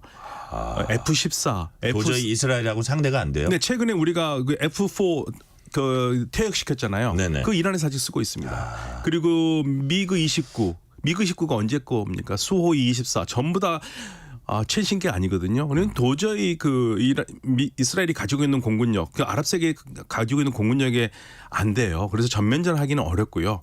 그래서 그리고 이란의 지금 가장 큰 목표는 제재 해제이기 때문에 어떻게 해서든지 미국과 좋은 관계를 유지하려고 할 거고요. 다만 이란이 직접적으로 때리지 않는다 하더라도 이란이 아니더라도 이란을 네. 지원하는 이란이 그리고 지원했던 헤즈볼라, 하마스, 후티 반군, 이라크 저항군 이런 대리군 세력들이 힘을 합쳐서 이란을 위해서 이스라엘을 때릴 수는 있죠. 네. 사실 그동안 확전 징후는 이제 계속 나타나고 있었습니다. 지난 한 주만 보더라도 시리아와 접한 골란 고원은 물론 하마스와는 비교도 안 될 만큼 강력한 헤즈볼라가 버티고 있는 레바논 베이루트 공습 네. 이제 대표적 사례고요. 자, 결국은 아까 교수님 말씀하신 대로 더 큰 전쟁을 계속 유도하려는 그런 일련의 그 작업들이랄까 뭐 그런 움직임일까요, 이스라엘에? 네. 그러니까 네타냐후 총리는요. 예. 이번에 적어도 두 가지는 성공했습니다. 첫 번째로는요. 휴전 협상이 계속되고 있었잖아요. 네. 근데 휴전 협상 우리 더 이상 필요 없다. 휴전은 원래 안 하고 싶었는데 네. 아니 생각해 보십시오. 휴전 협상에 하마스 쪽 대표가 이번에 이스라엘이 죽인 이스마일 하니예요. 예. 휴전 협상 대표를 죽였는데 휴전이 되겠습니까? 안 되죠. 예. 그럼 당연히 네타냐후 총리는 휴전을 하고 싶은 마음이 전혀 없어요. 휴전을 하면은요. 일단 이스라엘에서 어떤 일이 생기냐면 휴전 협상 대표를 죽이면 그냥 휴전 협상이 원천 봉쇄가 돼 버리네요. 그렇죠. 그러니까 안 하고 싶은 겁니다. 왜냐하면 휴전을 하면은 네타냐후 총리는요. 국민의 저항을 받을 수밖에 없어요. 10월 7일 전쟁에 책임을 물을 거고 네. 그러면은 총리직을 견디기가 어렵거든요. 그러니까 계속 끌고 가는 거예요. 우리 국민들이 이렇게 큰 무자비한 그 학살을 당했는데 네. 그런 사람들하고 휴전하냐 이런 국민 정서가 있는 거예요? 그 인질 잡힌 사람들 있지 않습니까? 예. 그 사람들은 전쟁을 빨리 끝내고 싶어요. 그렇죠. 인질을 빨리 데려와라. 그런데 총리는 계속 전쟁만 하고 있는 겁니다. 근데 총리가 전쟁하는 이유는요 아주 간단합니다. 자기 총리직을 계속 유지하는 거거든요. 아주 나쁘게 보면은요.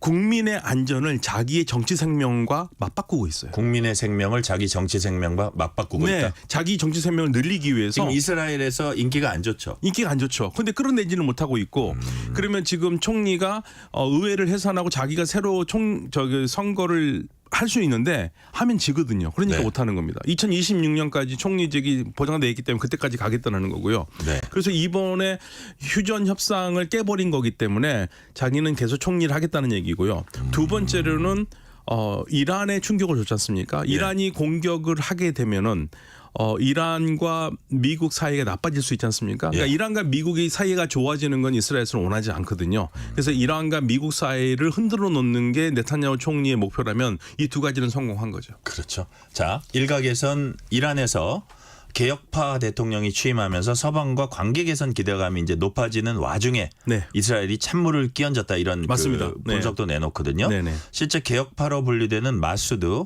페제시키안 신임 이란 대통령 역시 보복을 공언했습니다. 네. 자, 그러니까 일부러 찬물을 끼얹은 거네요. 그렇죠. 이스라엘 입장에서. 대통령 취임식하고 그 다음 날 그 취임식 끝나간 다음에 그러니까 지금 이란에서는 일종의 국가적으로는 잔치인데요. 예. 잔치에 온 손님을 상대방이 죽인 거지 않습니까? 그 이란인 거 보호도 못했고요. 그 신임 페제케시안 대통령에 대해서 이란 국민들은 좀 약간 좀 변화를 이끌 수 있지 않을까 이런 기대를 갖고 있는 것 같아요. 네, 이란 그렇죠. 지금 상황에서 좀 그럴 수 있는 정치적 공간이 있을까요? 아니면 이스라엘의 이런 공격이 그 정치적 공간을 좀 좁혀놨나요? 좁히지는 못할 겁니다. 왜냐면요. 페제스키안이라는 사람이 대통령이 된 가장 큰 이유는 국민들이 그 선거를 보이콧하는 마음까지도 있으면서도 페제스키안을 열방적으로 밀었던 이유는 좀 경제를 해봐라. 경제 회복을 해봐라. 제재를 어떻게 해서든지 봉쇄됐던 경제를 제재를 해제해봐라. 예. 그래서 사실 페제스키안이 내걸었던 것도 제재 해제와 경제 정상화거든요. 네네. 그리고 그거를 국민들이 그걸 원했기 때문에 최고 지도자도 의회가 지금 보수파가 장악하고 있거든요. 다들 좀 페제시키안 대통령을 도와서 페제시키안을 도와서 좀 경제를 좀 살려보자고 얘기를 하고 있는 상태에서 지금 이런 현상이 일어났습니다. 그래서 대통령이 그거를 두고 자기 잔치에 온 손님이 죽었는데 뭐 이 사람 죽었는데 뭐 큰일 아니다 이렇게 말할 수 없기 때문에 그러니까요. 예, 일단은 이스라엘에 대해서 강력한 얘기는 했지만 수사적으로 말하는 것과 실질적으로 행동하는 건 다를 수가 있거든요. 그래서 보복을 하더라도 아주 제한적으로 해서 최대한 지금 외교를 유연하게 이끌려는 그러한 거에는 큰 흠을 주지는 않으려고 할 것 같아요. 저 새로운 페제스키안인가요? 그 지도자가 지금 이제 경제를 살리라가 국민들의 제일 그 요구사항, 제일 그 맞습니다. 화두인데 그다음에 이런 부분 예를 들어서 그 회교 원리주의에 의한 여성들의 어떤 인권 억압이라든지 이런 부분들도 좀 기대가 있는 그 지도자인가요? 그러니까 이분이요. 그러니까 보통 페제스키안이라는 분이 어떤 분이냐면요. 이란에서 역대 나는 개혁파다라고 공개적으로 한 사람 중에서 역대 두 번째 대통령입니다. 그래요? 네, 역대 두 번째 대통령이고요. 이 전 대통령 그러니까 이 전전 루하니 대통령은 개혁파가 아니에요. 중도파예요. 네. 근데 개혁파인데 왜 이 사람이 이렇게 힘이 있느냐면 말하는데 보통 사람보다 훨씬 보통 이슬람 성직자만큼의 꿀한 암송 능력과 시아파의 그 지식이 있어요. 그래서 예를 들면은 히잡 시위한 사람들을 그렇게 거칠게 다루지 마라 이렇게 얘기하는 것과 이슬람 시아파의 중요한 인물인 알리 이맘이 얘기한 것을 거론하면서 이렇게 얘기한 건 완전히 다르잖아요. 그렇죠. 그러니까 이 사람은 종교적인 것과 얘기를 하니까 사실 거기에 대해서 반박할 논리가 없어요. 그렇기 때문에 이분은 굉장히 자신감 있게 그리고 누가 뭐라 그래도 보수파 뭐라 그래도 할 말을 하고 있습니다. 네, 그러니까 그러니까 개혁적인 성향이고 변화를 이끌 수 있는 그 잠재력이 있는데 보수파 입장에서도 쉽게 이 사람을 막 비난할 수 없는 그런 정치적인 어떤 입지가 있군요. 네, 그러니까 이 자유를 얘기를 할 때도 종교적으로 해석을 하면서 얘기하니까 보수파에서 할 말이 없는 거죠. 네. 0184님이 하마스는 이슬람 어느 종파인지요? 하마스는 순니파입니다. 그렇죠. 네. 예. 그거에 대한 질문은 제가 다음에 하나 있습니다. 네네. 자, 여기서 주목받는 건 이란을 중심으로 한 이른바 저항의 축입니다. 이스라엘 반대한 연대 세력으로 하마스와 예멘의 후티 반군, 레바논 헤즈볼라 등 모두 이란의 이제 지원을 받는 것으로 공공연히 알려져 있는데요. 이들 무장 단체에 대한 지속적 지원을 통해서 이란이 뭘 얻고 있는 겁니까? 팔레스타인 해방입니다. 팔레스타인 해방을 하고 이게 목표고요. 결국엔 그 팔레스타인 해방하면서 지금 아랍 지역에서 이란은 사실 아랍어를 쓰는 국가가 아니거든요. 아랍어를 쓰는 국가가 아닌데도 아랍 지역에서 강력한 자기 지지 세력을 형성하고 있기 때문에 이스라엘은 이걸 어떻게 보냐면요. 이스라엘은 이란이 이렇게 하는 이유는 아랍 지역까지 다 정복하려고 그런다. 그렇게 얘기를 하고 있지만 이란이 다른 아랍 지역을 정복하려고 하는 야심이 있는 건 아니고요. 팔레스타인 문제를 해결하겠다는 겁니다. 그렇군요. 자, 지금 0184님이 질문한 거하고 제가 관련된 질문 지금부터 할게요. 그런데 무슬림은 말씀하신 대로 다수 수니파하고 소수 시아파로 이제 갈라져 있는데 수니파 종주국 사우디아라비아, 시아파 종주국 이란 맞죠? 헤즈볼라는 시아파라 이란의 지원을 받는 게 당연하다 이렇게 생각도 되는데 하마스는 수니파인데 이란의 지원을 받습니다. 정치 군사적 지원, 종교를 뛰어넘는 차원인가요? 그렇죠. 그 종파하고 상관없이요. 네. 이들은 한 가지 목적하에 묻혔습니다. 팔레스타인 해방. 네, 팔레스타인 해방이기 때문에 네. 팔레스타인 해방된 다음에는 이들이 서로 노선을 달리할 수는 있겠지만 일단 팔레스타인 해방이라는 공통의 목표로 묻혀 있고 네. 이란은 그렇기 때문에 팔레스타인 해방을 같이 한다는 의미에서 종파와 상관없이 하마스를 지원하는 겁니다. 네, 그렇군요. 네. 자, 팔레스타인 해방이라는 대전제가 이들 사이의 어떤 공통 분모다. 네. 이런 네. 말씀이네요. 자, 그런데 이번 사태 배경 가운데 하나로 사우디아라비아와 이란 간 무슬림 지역 패권 분쟁 거론하는 시각도 있습니다. 당초 이스라엘과 사우디는 미국 중재로 외교관계 수립하기 직전까지 갔었는데 이란 측이 이를 막기 위해서 하마스를 동원해서 유례 없는 납치 살해 테러 사태를 초래했다. 그래서 가자 전쟁이 촉발됐다. 맞습니까 일단? 이란이 사주하진 않았습니다. 네네. 그러니까 이란도 당황스럽고요. 이스라엘 쪽에서도 이란이 이 하마스의 침략을 사주한 거로 보지 않습니다. 그러니까 일단 네. 항상 뒤에서 백업하고 지원하긴 하는데 네. 이 사태에 있어서는 이란도 전혀 당황했어요. 몰랐어요. 헤즈볼라도 몰랐고 이란도 몰랐고 그래서 사실은 화를 냈어요. 야, 니네들 하려면 우리하고 의논을 해서 정교하게 하든지. 논의를 하고 했어야지. 네. 그런데 아마도 하마스는요 마음이 급했고 자기네들이 뛰어들어가면 도와줄 거라고 생각을 했던 것 같아요. 그렇지 않고서는 그렇게 무모한 짓을 할 수가 없거든요. 그러니까요. 그게 네. 그 전쟁이 지금까지 이어지고 네. 무시무시한 학살이 지금까지도 이어지고 있잖아요. 맞습니다. 그죠? 네. 그리고 또 어디까지 갈지도 모르고. 어디까지 갈지 모릅니다. 진짜 뭐 올해 끝까지 갈 수도 있겠습니다. 그러니까 이스라엘은 더 큰 전쟁을 위해서 계속 자극할 것 같아요. 네, 이스라엘은 지금 최대의 목표는 뭐냐면요, 북이란 핵입니다. 이란 핵을 어떻게 쓰니 부시겠다. 그러기 위해서는 네. 전쟁을 불사하겠다. 네, 근데 혼자는 못한다. 네. 혼자 하긴 힘드니까 미국이 끼어들어야 되고 미국도 그걸 알아요. 이란이 이스라엘이 공격해가지고 이스라엘이 어려워지면 미국 들어갈 수밖에 없나요? 네, 미국 그 말했습니다. 이란한테 뭐라고 그랬냐면 이스라엘이 위험하면 우리는 참전할 수밖에 없다. 그러니까 건들지 말아라. 그 얘기를 했어요. 그럼 더더욱 이란이 전쟁을 하기 힘들겠는데요. 쉽지 않습니다. 그래서 쉽지 않습니다. 만약에 이란이 그래 나도 그럼 한번 해볼게. 러시아, 중국 우리가 다 해가지고 너 한번 해볼게. 뭐 그럴 수 있다면 몰라도 그런 상황도 아니고요. 그렇기 때문에 전쟁이 확전되기가 쉽지는 않죠. 안 그래도 이스라엘의 공군력도 많이 딸리는데 네. 거기다 미국까지 날아온다 그러면 이거는 이란 입장에서는 전쟁을 어떻게 어렵습니다. 하기는 어려울 네, 것 어렵습니다. 같고요. 네네. 여튼 그럼에도 불구하고 제가 지금 말씀드린 이렇게 지역 패권이 걸려 있는 문제니까 네. 좀 이렇게 해결책을 찾기도 정말 어렵겠어요. 그러니까 사실은 이제 사우디아라비아가 이스라엘과 손을 잡으려고 했던 이유 중에 하나는 이스라엘이 사우디아라비아 손잡기를 했던 이유는 공통의 목표가 이란을 좋아하지 않기 때문에 그런 건데요. 네. 그게 사실은 트럼프 전 대통령이 했던 작전이었어요. 그런데 지금 상황이 완전히 달라졌습니다. 사우디아라비아도 이란과 더 이상 적대를 하고 싶은 마음이 없어요. 네. 그래서 어떻게 해서 경제 공동체로 같이 가려고 그러고요. 사우디로서는 만약에 1대1로 사우디하고 이란이 붙는다면 사우디가 이기기가 어렵습니다. 지상군이 안 돼요. 네. 사우디는 공군력은 좋지만 지상군에서 상대가 안 되기 때문에 서로 싸운다는 것은 공멸을 얘기하기 때문에 상처뿐인 영광이네요. 네, 그래서 네. 경제적으로 묶어서 안정적으로 가기 위해서 쉽게 말하면 경제 우선의 정책을 폈는데 갑자기 하마스가 전쟁이 나니까 지금 사우디도 하마스 편 들지도 못하고 이러지도 못하고 저러지도 못하는 상태에서 지금 관망하고 있는 거죠. 네. 그렇다고 이스라엘 편 드는 건 아닙니다. 방금 이제 교수님께서 이스라엘이 큰 전쟁을 벌이면 어쩔 수 없이 미국이 여기에 끌려 들어올 수밖에 없는 구조다 말씀하셨는데 여하튼 이런 상황에서 미국이 중동 정세에 어떻게 접근하느냐는 게 상당히 중요한 변수일 거예요. 네. 그래서 이스라엘 물론이고 사우디, 이란 등 모든 이해 당사국에게 미국이라는 나라가 일단 우선 고려 대상일 것 같은데 미국의 선택지 이스라엘이 전쟁을 일으키면 끌려 들어오는 거 그거 말고 미국이 좀 선호하는 선택지 뭐가 있을까요? 자제죠.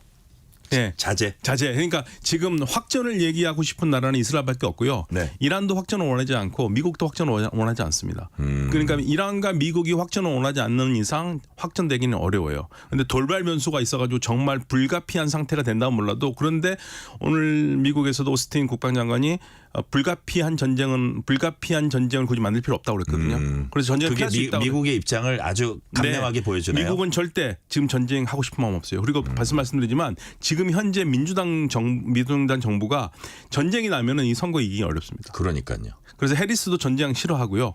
그렇기 때문에 전쟁을 하지 않으려고 하기 때문에 적어도 대통령 선거 끝날 때까지는 전쟁은 안 할 겁니다. 그래서 당장 네. 이제 11월 그 미국 대선이 있잖아요. 네네. 그거 앞두고는 자꾸 중동 문제를 어쨌든 그 미국 정부 입장에서도 이제 바이든에서 카멀라 해리스로 바뀌었지만 자꾸 중동 문제의 어떤 갈등적인 요소를 언급하기는 싫겠어요. 네, 그렇죠. 그러니까 얘기 안 하죠. 트럼프도 얘기 안 하고 지금 해리스도 얘기 안 하고 있고요. 근데 사실은 이 원죄가 사실은 바이든 대통령한테 있습니다. 왜요? 바이든 대통령이 전쟁 초기 얘기를 어떻게 해서든지 휴전을 했었어야 돼요. 휴전 안 하고 계속 이스라엘을 봐주다 보니까 지금 이 상황까지 걷잡을 수 없는 상황까지 왔고요. 뭐 모두가 확전을 얘기하는 상황까지 왔잖아요. 그러니까 이거는 미국에도 좋지 않습니다. 미국으로서는 절대 전쟁이 좋을 리가 없어요. 그러니까요. 그리고 이 확전이 근데 되면은 약간 통제가 안 된 면도 있어요. 싫은 얘기를 꽤 했거든요. 이스라엘에 대해서 바이든도. 근데 그 이상 통제를 못 하더라고요. 근데 싫은 얘기를 하면서도요. 무기를 줬지 않습니까? 아, 그렇죠. 이번 네타냐후가 이번에 해리스를 보면서 조금 뜨끔했던 게 해리스는 굉장히 차가웠거든요. 네. 그래서 해리스에게 한번 뭔가 교훈을 주기 위해서 이번에 일을 저질렀다라는 얘기도 있어요. 근데 확인하기는 어렵습니다만은. 예. 해리스가 어떻게 나오냐. 우리가 약간 이제 속된 말로 간을 보기 위해서 네, 굉장히 차가웠다고. 도발했다. 예, 이게 미국을 갔는데 네. 바이든이 자기를 대하는 태도와 해리스가 자기를 대하는 태도가 완전히 달랐거든요. 해리스가 굉장히 차가웠습니다. 네, 그래서 오바마 대통령이 그런 해리스를 좀 높게 평가했다고 그러거든요. 네. 예, 오바마 대통령은 네타냐후 안 좋아하거든요. 그러니까 전쟁을 대하는 태도 네. 뭐 이런 게 약간 해리스가 좀 네. 다를 수 있겠네요. 그렇죠. 지금 바이든 대통령보다는 훨씬 더 좀 완고한 입장인데, 네. 예, 그래서 아무튼 뭐 바이든도 사실은 전쟁을 원하는 사람은 아닌데, 좀 대처법 좀 달랐던 것 같습니다. 네. 오늘은 여기까지 말씀 듣겠습니다. 지금까지 박현도 서강대 유로메나 연구소 교수였습니다. 교수님 말씀 감사합니다. 네, 감사합니다. 실시간 교통 상황 알아보겠습니다. 라디오 교통정보센터 임초희 리포터 나와주세요. 네, 이 시각 교통정보입니다. 경부고속도로 서울 쪽 옥산 분기점에서 목천 쪽으로 긴 구간 정체되기 시작했습니다. 이후에는 입장 부근에서 안성휴게소 쪽으로 점점 정체가 심해지는데요. 안성휴게소에서 지금 2개 차로 막고 사고 처리 중입니다. 더 가서는 서울요금소에서 판교 진출로 그리고 양재에서 반포나들목까지 각각 답답하고요. 수도권 제1순환고속도로는 구리에서 판교 쪽으로 하남에서 광암터널, 더 가서는 송파에서 판교 분기점까지 정체입니다. 판교 분기점 부근 1차로에서는 고장난 차 처리 중이고요. 영동고속도로 인천 쪽 새마을에서 밀리기 시작했습니다. 이후 경기권에서는 양지에서 용인까지 긴 구간 어렵고요. 더 가서는 광교터널에서 동군포 사이 주춤합니다. 좀 더 지나 둔대 분기점 그리고 월곶에서 영동선 시점 사이 정체되고 있습니다. KBS 교통정보센터였습니다.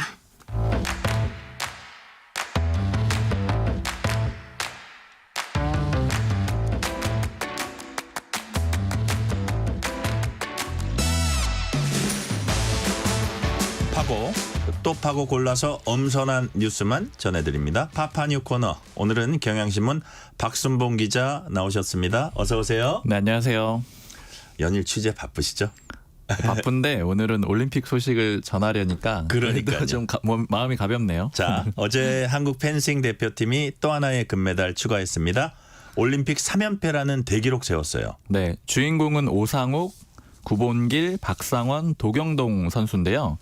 이 4명으로 구성된 남자 사부르 대표팀이 결승전에서 헝가리를 45대 41로 이제 겨우겨우 꺾었죠. 제압하고 우승을 차지했습니다. 아까 3연패라고 말씀을 해주셨잖아요. 그러니까 올림픽 남자 사부르 단체전에서 우리가 금메달을 땄던 게 2012년 런던 그리고 2020년 도쿄 때였거든요. 네.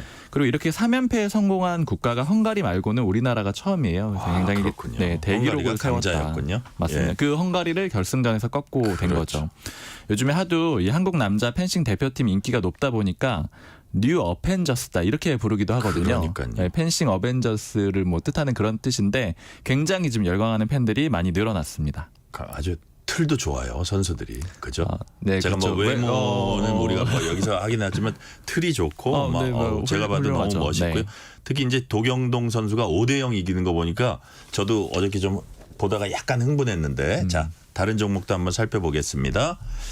자 어제 기대를 모았던 경기가 양국 남녀 개인전이었는데 비 때문에 연기가 됐나요? 맞아요. 그 김재덕 선수가 64강전 개인전에 출전을 하거든요. 근데 단체전에 금메달에서 잘했어요. 그러다 네. 보니까 많은 분들이 김 선수의 경기를 보려고 원래 어제 예정돼 있었거든요. 안 자고 기다렸다 이런 분들이 많았는데 그 경기 시간에 하필 강한 비바람이 몰아친다는 예보가 나와가지고 결국에는 경기가 연기가 됐습니다. 그래서 언제 하느냐면 한국 시간으로 내일 밤으로 넘어가는 새벽 2시 37분에 경기가 열릴 예정입니다.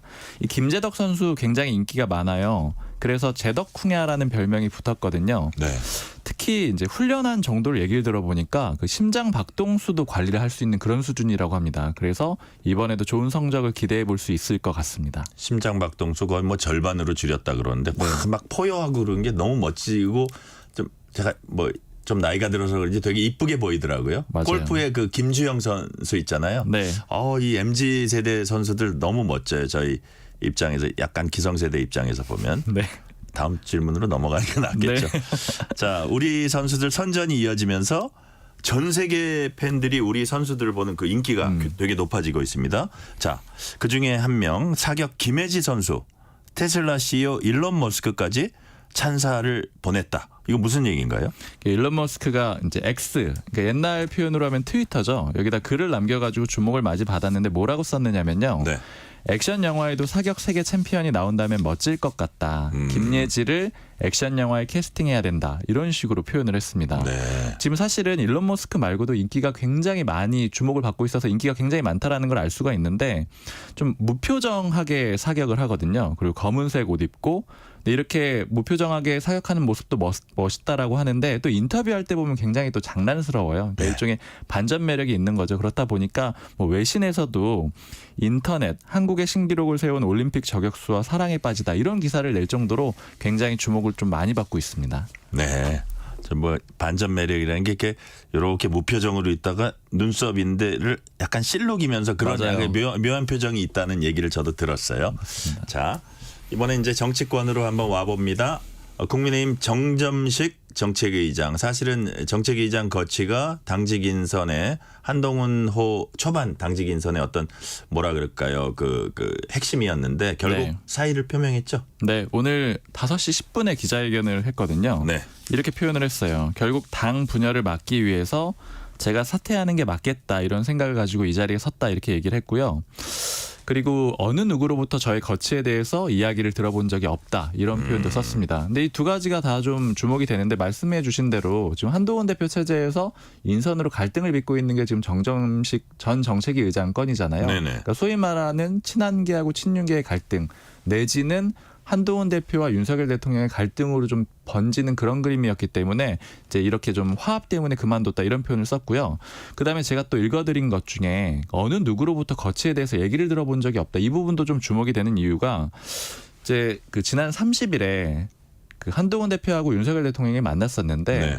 그때 윤 대통령이 이제 알아서 하시라 이런 취지로 얘기를 했었거든요. 네네. 또 근데 그날 밤 얘기를 또 들어보니까 정진석 대통령 비서실장하고 홍철호 정무수석이 한동훈 대표를 만나가지고 그냥 의견을 전달을 하기로는 그냥 정정식 정책위 의장을 유임하는 게 낫지 않겠냐 이런 의견을 또 전달했다라고 하거든요. 그러니까 사실 이런 과정이 좀 이제 대통령실에서 어떤 의견을 전달했다. 그러니까 소위 말하는 당무 개입 논란이 있을 수 있기 때문에 그래서 정점식 정책위 의장이 이런 표현을 쓴 게 아닌가 이런 해석들이 좀 국민의힘 내부에서 나오고 있고요. 근데 이렇게 물러나긴 했는데 굉장히 좀 깔끔하지는 않다라는 반응이 또 한동훈계에서 나오고 있어요. 왜냐면은 그만둘 때 추경호 원내대표가 기자회견 하는데 자리에 같이 왔거든요. 근데 네. 추경호 원내대표가 뭐라고 했냐면은 다음 정책위 의장 인선 어떻게 할 거냐 이렇게 기자들이 물어보니까 제가 알아서 당원 당규에 따라서 잘하겠습니다. 이렇게 얘기를 했는데 제가 알아서. 네. 근데 이 표현이 굉장히 좀 의미심장하죠. 원내대표가 알아서. 그렇죠. 제가 예. 알아서라는 표현도 그렇고 예. 또 당원 당규라는 표현도 그래요. 왜냐면은 지금 원래는 기자들이 좀 잘 몰랐던 게 보통 이제 당대표가 새로 오게 되면 그냥 정책위 의장이 통상적으로 미리 그만두고 그다음에 그냥 임명을 하기 때문에 해임시키는 면직시키는 그 절차에 대해서는 잘 몰랐었거든요. 네네. 저도 못 들었었고 사실 알 필요가 없는 내용이었던 거죠. 근데 당원당규에 보니까 그만두게 하려면은 그러니까 소위 말하는 이제 반발하는 상황이 나왔을 때겠죠. 그만두게 하려면 의총의 추인이 필요하다라는 거예요. 지금 이 경우는 본인이 스스로 그만뒀으니까 해당 안 되는 거죠. 그게. 맞아요. 예. 근데 임명을 할 때나 해임할 때나 다 의총 추인이 원론적으로는 필요하다라는 겁니다. 아 그냥 자진 사퇴하더라도요. 자진 사퇴는 상관없죠. 상관없는데. 버티거나 이런 해임시킬 경우겠죠. 때는? 맞아요. 그러니까 강제로 해임을 시킬 때 해당이 되겠죠. 근데 이 얘기를 다시 적용을 해보면 추경호 원내대표가 당원 당규에 따라서 하겠다라고 했으니까 예. 이건 의원들의 추인을 좀 받겠다라는 취지로 읽히잖아요. 근데 기존의 관례들을 보면은 그냥 대표가 임명을 해서 잘 넘어가는 게 일상적이었잖아요. 네. 그래서 이 부분도 좀 주목이 되는 거고요. 그래서 오늘 한동훈계에서 요 이제 기자회견 나오고 나서 제가 바로 조금 전이죠. 이렇게 입장들을 좀 들어보니까 예. 아니 당원을 들고 나온다라는 거 좀 심상치가 않다. 뭐 이런 얘기들이 벌써부터 좀 나오고 있습니다. 그래서 사퇴를 하긴 했는데 갈등이 완전히 깔끔하게 정리된 상황은 아니다. 이렇게 좀 요약을 해볼 수 있을 것 같아요. 아직 불씨는 좀 남아 있는 것 같다. 예, 맞습니다. 이런 거네요. 자, 어쨌든 최대 쟁점이 이제 거치였는데 일단은 본인이 물러났습니다. 네. 자, 그동안 어쨌든 새로운 인선을 하는데 본인이 어쨌든 오늘 물러났지만 그 전까지는 약간 버티는 모양새였거든요. 왜 그랬을까요? 이게 그냥 이례적인 상황인데 그러니까요. 그 이유에 대해서 좀 짚어보기로는 일단은 한동훈 대표가 63%의 압도적인 그런 득표율로 당선이 됐잖아요. 네. 그러니까 밖에서 생각을 해보기로는 이 정도의 득표율로 당선된 당대표에 대해서 저항을 한다거나 반대 의견을 낸다라는 게 쉽지가 않아 보여요. 그럼에도 불구하고 이렇게 나선 건 왜 그러느냐. 일단 1차적으로는 친윤계하고 한동훈 대표의 관계가 안 좋다라는 건 기본적으로 좀 알려져 있잖아요. 네. 그게 발현이 된 건데 어떻게 발현이 될 수가 있느냐. 그러니까 저렇게 강력한 상대를 두고 어떻게 친윤계가 반발할 수 있느냐 이 문제인데 의원들 숫자는 좀 다르다라는 거예요. 그러니까 당원들이나 민심에선 한동훈 대표가 압도적이었지만 실제 캠프를 이렇게 도와주는 의원들의 숫자를 보면은 오히려 원희룡 후보 쪽이 더 많았거든요. 그러니까 의원들만 한정해서 붙어본다라고 하면은 상황이 달라질 수 있다 이렇게 보았던 거고요. 실제로 전에 이제 민주당의 국회의장 후보를 뽑을 때 우원식 국회의장이 최종적으로 됐잖아요. 근데 네. 당심은 사실은 추미애 의원한테 훨씬 더 가 있었잖아요. 근데 의원들만 한정했을 땐 좀 상황이 달랐죠. 그것과 마찬가지로 의원들만 놓고 붙어본다라고 하면은 한동훈 대표가 절대 우위는 아닐 거다 이런 판단이 좀 반영이 됐을 걸로 보이고요. 그다음에 국민의힘의 모 관계자가 이렇게 표현을 하더라고요. 이 의총 추인으로 끌고 가게 되면은 표결을 하게 되잖아요.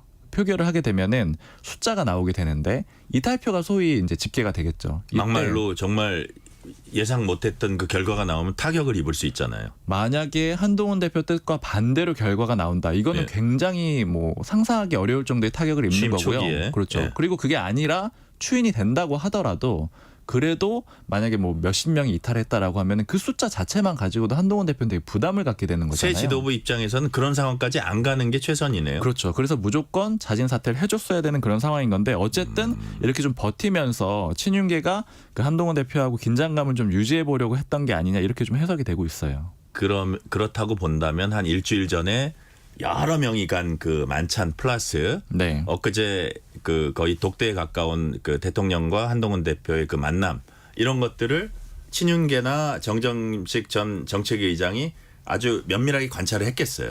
그 흐름을. 그렇죠. 근데 이 흐름이 좀 헷갈리긴 했어요. 왜냐하면 아까도 제가 조금 언급을 해드렸는데 윤 대통령은 한동훈 대표한테 당직 개편 마음대로 하라고 얘기를 했어요. 근데 정진석 비서실장은 홍철호 수석하고 유임해라 이런 취지로 얘기한 걸로 취재가 되는데 폭넓게 또 포용해라 이런 얘기도 또 했어요. 맞아요. 사실 사실 그거 갖고도 또 해석이 약간 그 갑론을박이 있었죠. 그 얘기를 들어봤을 때는 그 정진석 비서실장이 한동훈 대표한테 유임하라고 말하면서 방금 말씀해주신 윤 대통령의 그 표현을 썼다라는 거죠. 근데 이게 좀 그 흐름은 좀 이해가 되는 게 제가 이전부터 친윤계 쪽 의원들이나 관계자들한테 얘기를 들어보면은 이런 얘기들을 좀 많이 했어요. 한동훈 대표가 왜 정점식 정책위 의장을 유임 안 하는지 모르겠다.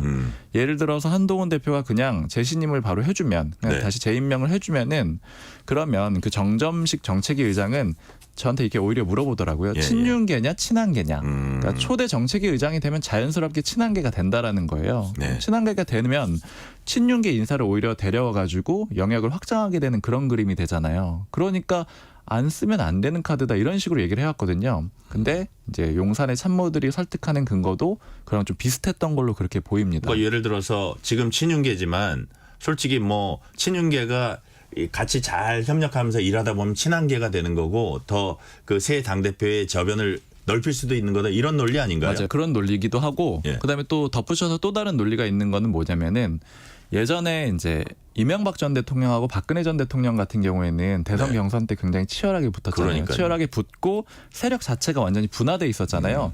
근데 그때랑 지금은 좀 다르다라는 거예요. 그러니까 소위 말하는 친윤계와 친한계는 별도로 나눠져서 싸웠던 세력이라기보다는 네. 하나의 친윤계에서 분화되는 세력에 가깝고 지금 친윤계에서 미는 후보가 없잖아요. 뭐 네네. 예를 들면 차후에 아직 좀 시간이 많이 남았지만 대선 후보 이런 사람은 없는 거잖아요. 구심점이 없는 상태니까 그냥 한동훈 대표가 자연스럽게 그 친윤계에 손을 내밀면 어쩔 수 없이 흡수가 되지 않겠느냐 이런 것들이 이제 친윤계 쪽에서 나왔던 반응들인 거죠. 그러니까 이제 논의를 조금 더 확장해 보면 민주당으로 확장해 보면 예를 들어서 이재명 전 대표가 나왔고 김두관 전 의원이 나왔어요. 네. 그랬더니 뭐 20%가 되니 30%가 되니 얘기들이 많았다고요. 그 뭐를 도식적으로 처음에 생각했었냐 하면 친노계, 친문계 뭐 해도 대충 뭐 그게 된다 그랬는데 이미 그 친노계, 친문계 상당수가 친 이재명계가 돼 있는 거예요. 완전히 재편돼 있죠. 그러니까 네. 한 자릿수를 넘기가 쉽지 않은 거거든요. 그러니까 그 도식적으로 생각하는 거하고 좀 다른 것도 여기 그게 국민의힘에도 좀 적용되지 않나 싶어요. 맞습니다. 그렇죠? 네, 그렇게 예. 적용될 수 있을 것 같아요. 그러니까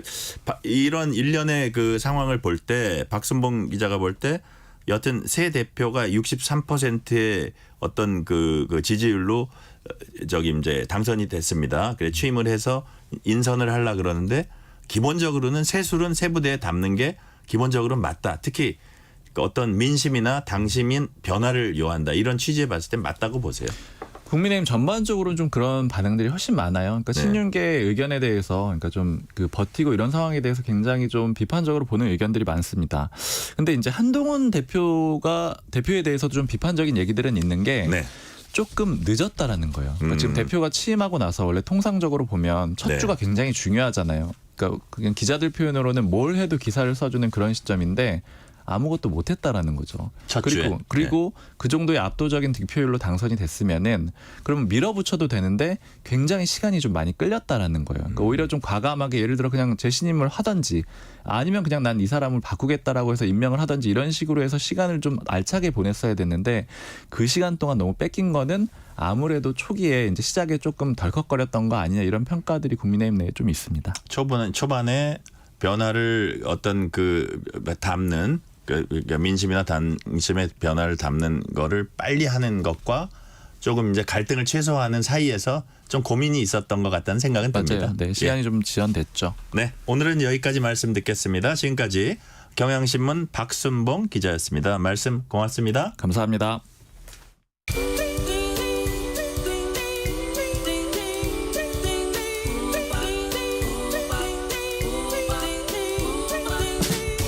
오늘 하루 뉴스를 정리해주는 다정한 편지 한 통.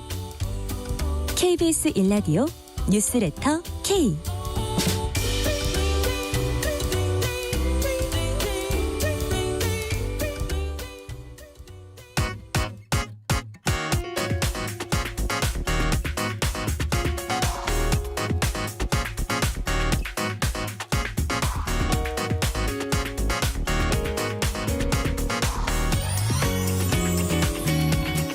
뉴스 뒷면에 숨어있는 심리, 다양한 이슈를 심리학적 관점에서 풀어보는 시간 뉴스가 알고 심리.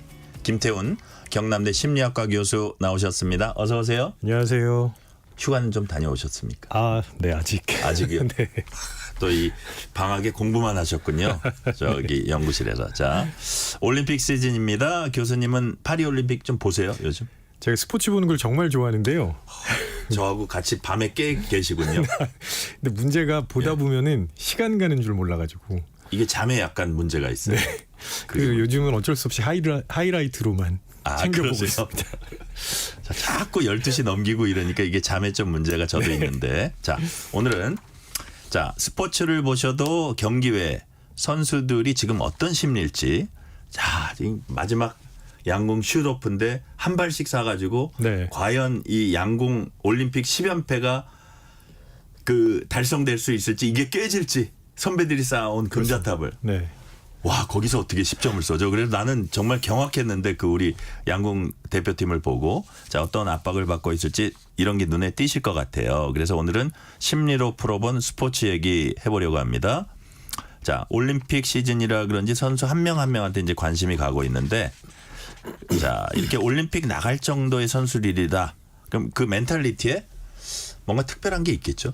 굉장히 체계적으로 멘탈 관리를 받습니다. 그렇죠. 네. 네. 간단하게 말씀드리면 마음 근육의 훈련이 아주 잘 되어 있는 사람들이다 이렇게 얘기할 수 있어요. 마음에도 근육이 있어요? 그럼요. 마음도 근육입니다. 와, 그래요? 야, 마음 근육을 아주 단단하게 그 강화한 네. 분들이 우리가 지금 TV에서 보는 그분들이군요. 맞습니다. 네.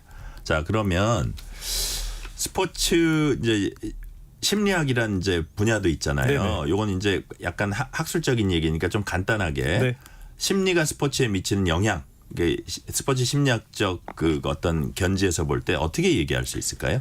가장 대표적인 건 이제 멘탈 관리 측면, 그래서 멘탈 트레이닝 뭐 이런 것들에 초점을 맞추고 있고 네. 팀 경기일 때는 선수들 간의 팀워크, 네. 그다음에 전략적인 사고, 그다음에 더 나아가서는 뭐 그 팀의 마케팅이나 브랜딩 이런 것들도 스포츠 심리학에서 연구를 하고 있습니다. 네, 팀워크, 팀의 마케팅, 브랜딩까지 네네. 자 연구를 하고 있군요. 그 실질적으로 그러면 어떤 멘탈을 강화하는 그런 부분도 좀 세부적으로는 심리학에서 연구하는 분야랄 수도 있겠어요. 심리학에서 이론적인 거를 많이 가지고 가서 응용을 하는 거네요. 실제로 네. 그거를 훈련시키는 사람들은 응용을 하는 거고. 자, 그렇다면 스포츠 심리학에서 쓰는 멘탈 관리 방법들 어떤 게 있는지 궁금하고요.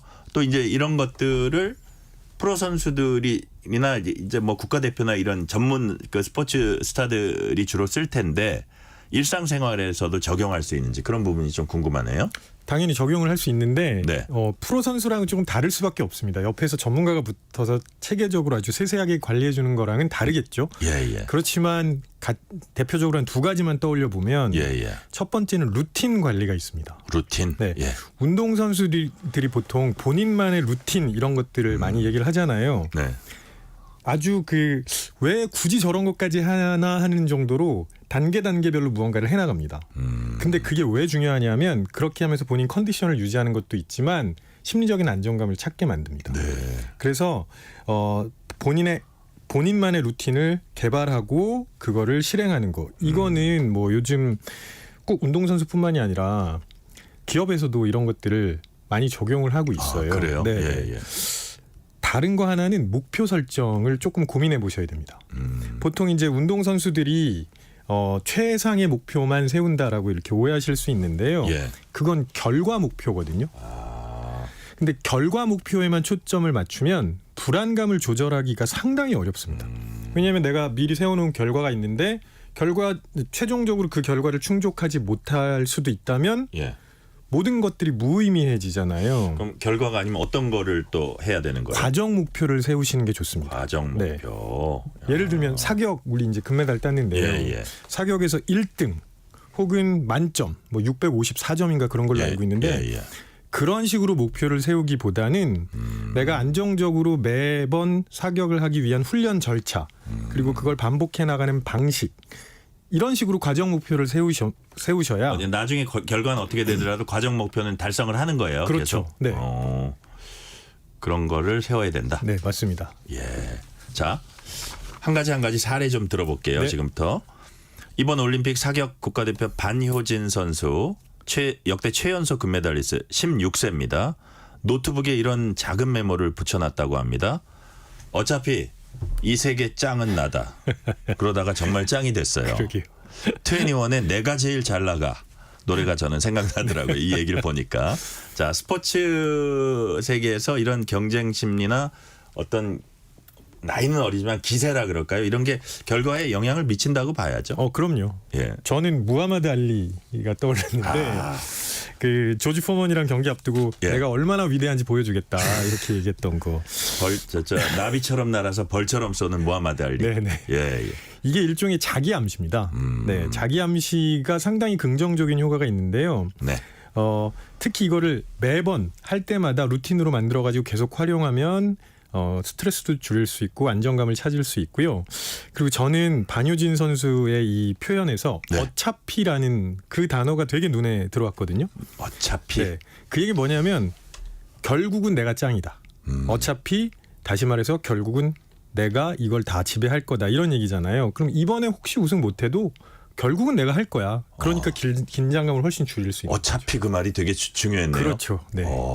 요번에도 내가 할 것 같고 네. 뭐 만약에 안 돼도 나 16살인데 내가 뭐 우승 몇 번 못하겠냐 올림픽에 거의 그런 자신감. 맞습니다. 네. 그러니까 얼마나 편안하게 할 수 있겠어요. 네네. 자, 강심장 하면 역시 제가 아까 그 슛오프에서 10점을 막 때리는 선수들 얘기했지만 국가대표 양궁 선수들입니다. 김재덕 선수. 분당시 심박수가 도쿄올림픽 때는 162 bpm이었는데 이번 파리올림픽에서는 절반보다 낮은 71 bpm까지 감소했다고 해요. 심박수가 올라갔다는 건 그만큼 긴장했다는 건데 지금은 많이 차분해지고 평정심 찾은 겁니다. 이런 것도 훈련으로 길러지는 거죠? 물론이죠. 네네. 이게 되게 중요한 게요. 심박수라는 거는 우리 신체에 있는 자율신경계의 작용에 의해서 나타나는 거거든요. 근데 이거는 나 지금부터 심박수를 줄이겠어 한다고 의지력으로 줄일 수 있는 건 아닙니다. 그러니까 뭐 자 심호흡하면서 줄여보자. 안 돼요. 이거는 우리 뇌가 상황을 위협적이라고 인식하면 교감신경계가 활성화되면서 빨라지고요. 같은 논리로 그다지 위협적이라고 생각하지 않으면 낮아지는 겁니다. 그러면 비슷한 상황에 계속 노출될수록 차분하게 그 상황을 헤쳐나갈 수 있게 되는 거고 그래서 심박수가 낮아진 거죠. 네. 자, 심지어 벌이 손에 안거나 날아들어도 평온하고 영향받지 않습니다. 우리나라 양궁 훈련에 뭔가 멘탈을 강화하는 특별한 게 있다고 하는데 어떤 게 있었습니까? 굉장히 특별하고도 아주 정교합니다. 네. 양궁 훈련 우리나라 양궁협회가 만든 훈련의 핵심은 제가 보기엔 예방주사예요. 예방주사예요? 그러니까 예방주사를 맞는 이유는 위험은 아주 줄인 상태에서 균이나 바이러스에 노출되게 해서 우리 면역체계가 적응할 준비를 하게 만들어주는 거잖아요. 똑같죠. 축구장에 경기를 설치해서 엄청난 소음을 견디는 훈련을 하게 하고 그다음에 바람이 많이 분다는 걸 고려해서 강바람을 맞으면서 훈련을 하고 그다음에 심지어는 감정이 없는 로봇 궁사랑 또 경기를 하게 해서 압박감을 이겨내게 하고 그런 훈련들을 계속하는 거거든요. 이건 심리학에서 일종의 노출 치료라고 할 수 있습니다. 노출 치료. 네, 노출 치료는 뭐냐면 위험을 유발하지 않고 그런 경험을 경험하는 대상이나 환경에 노출시켜서 괜찮아지게 만드는 거거든요. 제가 보기엔 그걸 잘 적용한 사례라고 봅니다. 네. 피겨 여왕 김연아 선수 유명한 어록이 있습니다. 자, 이런 질문을 받았대요. 무슨 생각하면서 스트레칭 하냐 물었더니 무슨 생각을 해? 그냥 하는 거지. 자, 김연아 선수의 이 말 어떤 의미가 있을까요? 이게 아까 말씀드렸던 루틴입니다. 김연아 선수가 경기 준비하는 과정에서 본인만이 가지고 있는 루틴을 소화하고 있는 거예요. 그럼 큰 경기 가서도 그냥 루틴 소화하네요? 맞습니다. 네. 그걸 소화할 때는요. 그냥 별 생각 없이 해야 됩니다. 오히려 그때 이런저런 생각을 하게 되면 그렇군요. 많이 흐트러지죠. 별 생각 안 한다 보니까 그 여자 프로골프의 전설 소렌스탐 있잖아요.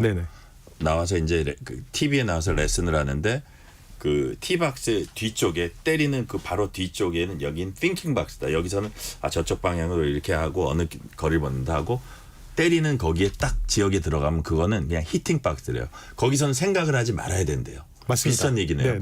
네. 생각하는 순간 실수합니다. 그러니까요. 자, 선수들에겐 결과에 대한 스트레스도 있을 겁니다. 이 스트레스가 좋은 긴장이 되냐 혹은 부담감 되느냐. 스트레스 관리 방법 짤막하게 소개해 주시면요. 자, 그 스트레스가 무조건 해가 된다고 생각하지 않으셨으면 좋겠어요. 그러니까요. 실제로 이 분야의 대가인 켈리 맥고니블 교수는 스트레스를 통해서 무언가를 얻을 수 있다고 생각하는 사람들이 훨씬 더 좋은 결과를 낸다고 얘기를 하고 있습니다. 자, 항상 강철 멘탈 가지면 좋겠지만 교수님 선수들이 항상 최상의 결과를 또 아무리 그 우수한 선수라도 보여줄 수는 없잖아요. 슬럼프에 빠지기도 하는데 선수들이 슬럼프 극복하기 위한 어떤 멘탈 그 훈련이랄까 그 멘탈이랄까 이게 어떤 게 있을까요? 첫 번째는요. 진짜 슬럼프인가 한번 생각해 봐야 돼요. 그러니까 보통 잘하던 선수가 일시적으로 안 좋은 결과를 보이면 본인도 불안해하고 주변에서도 슬럼프 아니냐 이렇게 하지만 그렇지 않은 경우가 되게 많습니다. 업앤다운이 있는 거죠. 근데 진짜 슬럼프라면 뭔가 문제가 발생했다는 거고 그러면 복귀해야 됩니다. 복귀. 네. 바둑에서 하는 그 복귀 말씀드리는 거예요. 네네. 그래야 전문가의 도움도 제대로 받을 수 있습니다. 네. 멘탈에는 또 응원의 힘도 빼놓을 수 없다고 해요. 이번에 펜싱 오상욱 선수가 코치의 응원이 멘탈을 잡아줬다고도 합니다. 그리고 네. 양궁 선수들 보면 쏘는 중간중간에 그 코치가 얘기를 해서 자꾸 웃기더라고요. 네네. 나는 그 네. 여자 양궁 선수들이 중간중간에 코치 얘기를 듣고 웃는 걸 봤거든요. 아, 저것도 멘탈적으로 이렇게 풀어주고 있구나 했는데 그런 응원도 상당히 도움이 되는 거죠. 그럼요. 응원은 제가 아주 재밌는 연구를 봤는데 네. 관중의 응원과 코치의 응원으로 구분해서 봐야 됩니다. 그러니까 일단 관중의 응원은요. 흔히 말하는 홈 어드밴티지 뭐 이렇게 얘기를 하잖아요. 네네. 실제로 코로나 때 홈팀에 관중이 없으니까 축구 선수들이 점수도 적게 내고요. 네. 그다음 경기 지배력도 떨어지고 반칙도 더 많이 합니다. 그렇군요. 근데 코치의 응원은 조금 더 정교해야 되는데 어떻게 하셔야 되냐면 선수의 부담감을 덜어주는 방식. 그러면 나는 너만 믿는다. 혹은 무조건 이겨내자. 이런 응원은 좋지 않습니다. 네. 그럼 부담감을 많이 주거든요. 그러니까요. 네. 자, 2016년 리오 올림픽 때 펜싱 박상영 선수 이제 지고 있었는데 관중석에서 할 수 있다 응원이 들려왔어요. 그러고 나서 박상영 선수가 스스로 막 되뇌었대요. 호흡을 가다듬고 할 수 있다 하고 이제 점수타 뒤집고 이겼다고 네네. 했거든요. 네. 자기 암시 맞습니다. 이런 것도 도움이 되나요? 네, 이게 굉장히 그 자기 암시가 잘 작용한 결과인데요. 네. 그 당시 보면 13대 9까지 밀리면서 계속 끌려가고 있었잖아요. 그러니까요. 그러니까 경기에서 그냥 본인을 잃어버린 겁니다. 근데 이제 관중석에서 그 들려오는 응원을 듣고 내가 여기서 내 플레이 집중해야 되겠다는 터닝 포인트가 된 거죠. 그러면서 긍정적인 암시를 자기한테 계속해서 이런 결과가 나오지 않았을까 싶습니다. 네. 소위 위닝 멘탈리티라고 합니다. 이기는 팀이 계속 이긴다. 이겨보면 자신감이 생겨서 또 이긴다. 이런 게 어떻게 만들어집니까? 이게 심리적 모멘텀이거든요. 예. 그래서 경기를 이기면 특히 어려운 경기나 라이벌 경기를 이기게 되면 이런 모멘텀이 자꾸 구축이 되면서 네. 더 잘할 수 있게 만들어줍니다. 네, 그래서 이게 되게 중요하고요. 또 하나는 모멘텀. 예, 네. 예. 이게 항상 이기는 건 아니잖아요. 그래서 패배 혹은 실패 이렇게 어려움을 겪거나 좌절했을 때 다시 일어설 수 있는 회복 탄력성 이 두 가지를 가지고 있다고 봅니다. 네, 마지막으로 질문 하나 드릴게요. 자, 스포츠 선수들의 저 강철 멘탈, 오랫동안 막 그 멘탈 근육을 강화해서 이제 네네. 생긴 걸 텐데 우리 같은 일반 사람들도 좀 그 평상시에 훈련해보고 강철 멘탈 비슷하게라도 갈 수 있으려면 어떻게 해야 되나요? 3가지 말씀드릴게요. 루틴 만드셔야 되고요. 네. 복귀하셔야 되고 그다음에 회복 탄력성에 대해서 고민해 보시면 좋겠습니다. 루틴, 복귀, 그다음에 복귀, 그죠? 네, 복귀요. 루틴, 복귀, 회복, 탄력성. 네, 이 세 가지를 네. 고민하면 우리도 강철 멘탈 가질 수 있다. 그러면 스포츠에서나 사회생활에서나 직장에서나 큰 도움이 되겠죠. 네, 맞습니다. 자, 오늘은 여기까지 말씀 듣겠습니다. 지금까지 김태훈 경남대 심리학과 교수였습니다. 말씀 감사합니다. 네, 고맙습니다. 오늘 뉴스레터 K는 여기까지입니다. 여름의 한가운데서 달이 바뀌었습니다. 8월의 첫날인 오늘 소찬휘의 8월 1일 끝곡으로 준비했습니다. 커피 쿠폰 받으실 분들은 뉴스레터 K 홈페이지 확인해 주시고요. 오늘도 함께해 주신 청취자 여러분 진심으로 감사드립니다. 지금까지 뉴스레터 K 전종철입니다.